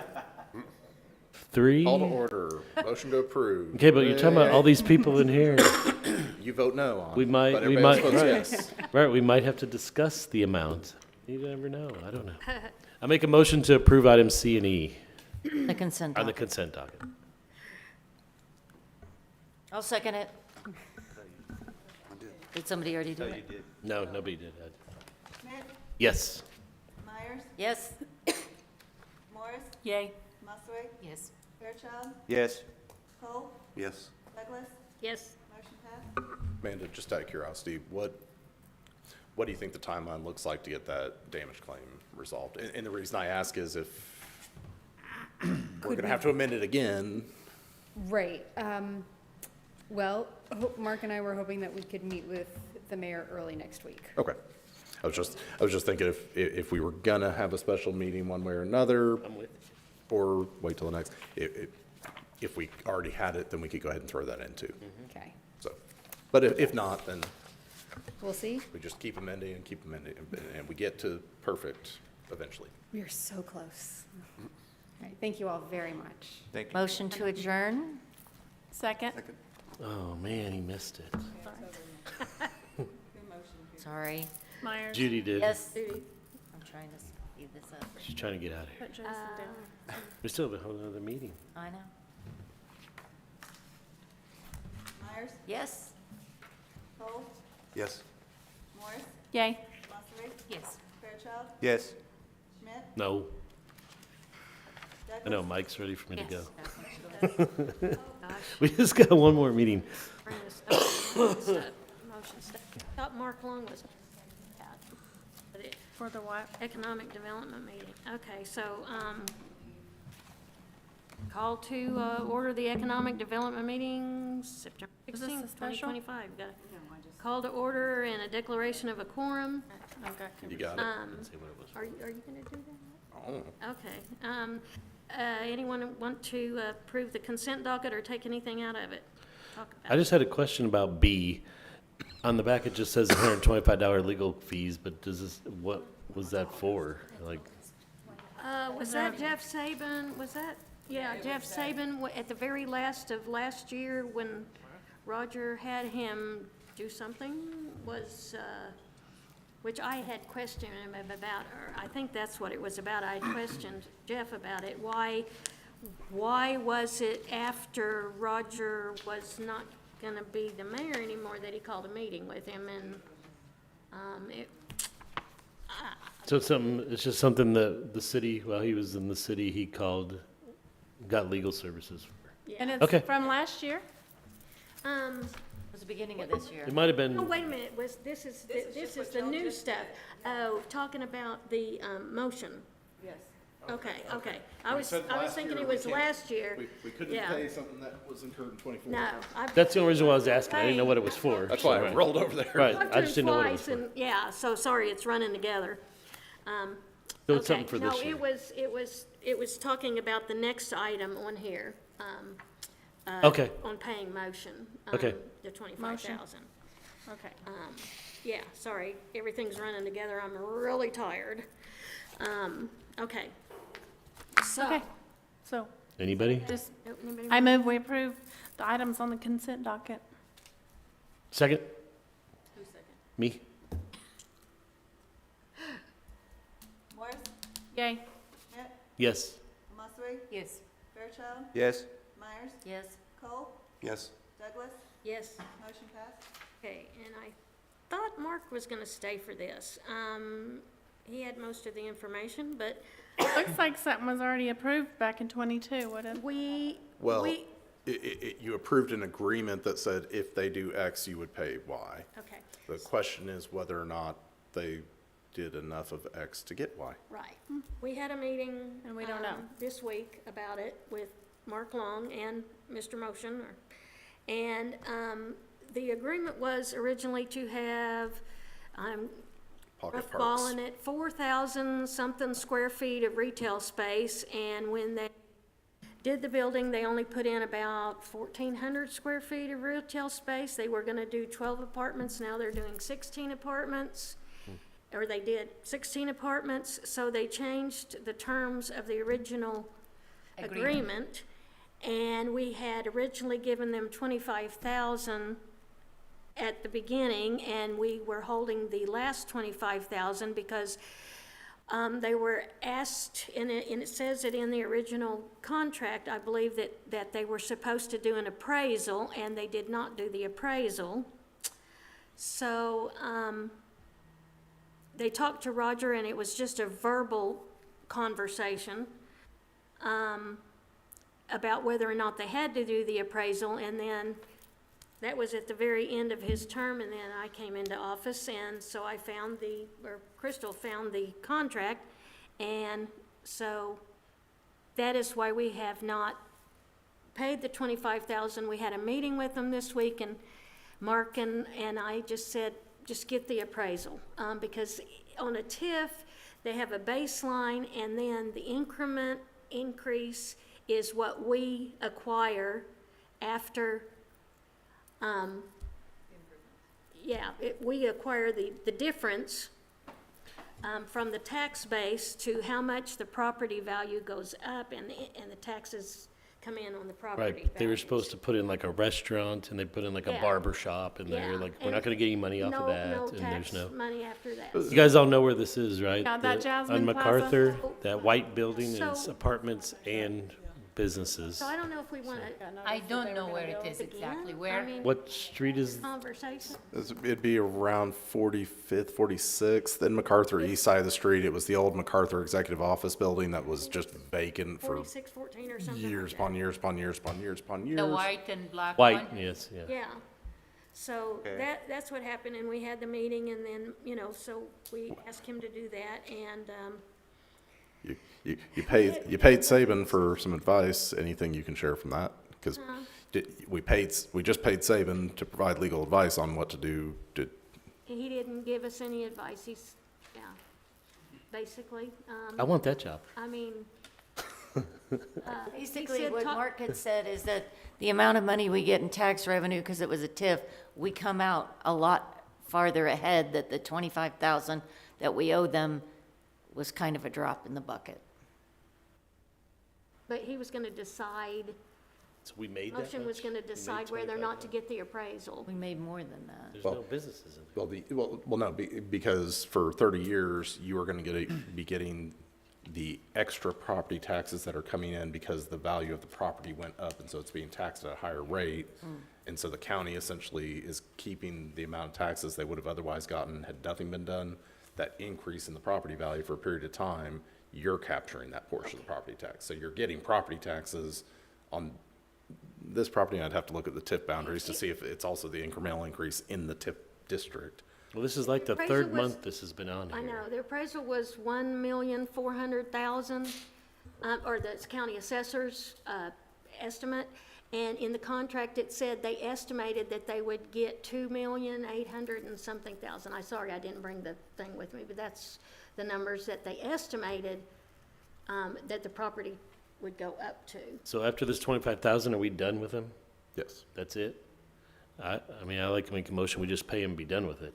Yeah, because we got money in the economic development, don't we? If Well, you're gonna make it's not that good. much more money off of them, I mean, then I just assume be done with it and not. Before the motion, I'm just saying I would like to make a motion, but I didn't make the motion. if Saying that- they have not kept the conditions Okay, of the. we don't know that, and I've been asked to give an opinion. I don't have the agreement, so I can't. Right, tell I you. asked for them to come out to the meeting.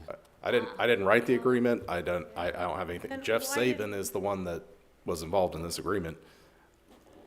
I don't know if we don't pay it, if we're in breach of contract, if they could sue us and win. Yeah. I don't know if we do pay it and they breach the contract, if we could get sued for unlawfully expending public funds. That's why I wanted the city EDA What to is reach the out to contract? Saban to ask him, since he's the one who wrote the contract, to tell us if we owe the money. And Oh. apparently, we can't get him to tell us The guy that. if we owe the that's- money, Yeah, but that we're we just paying him paid. money for asking the question.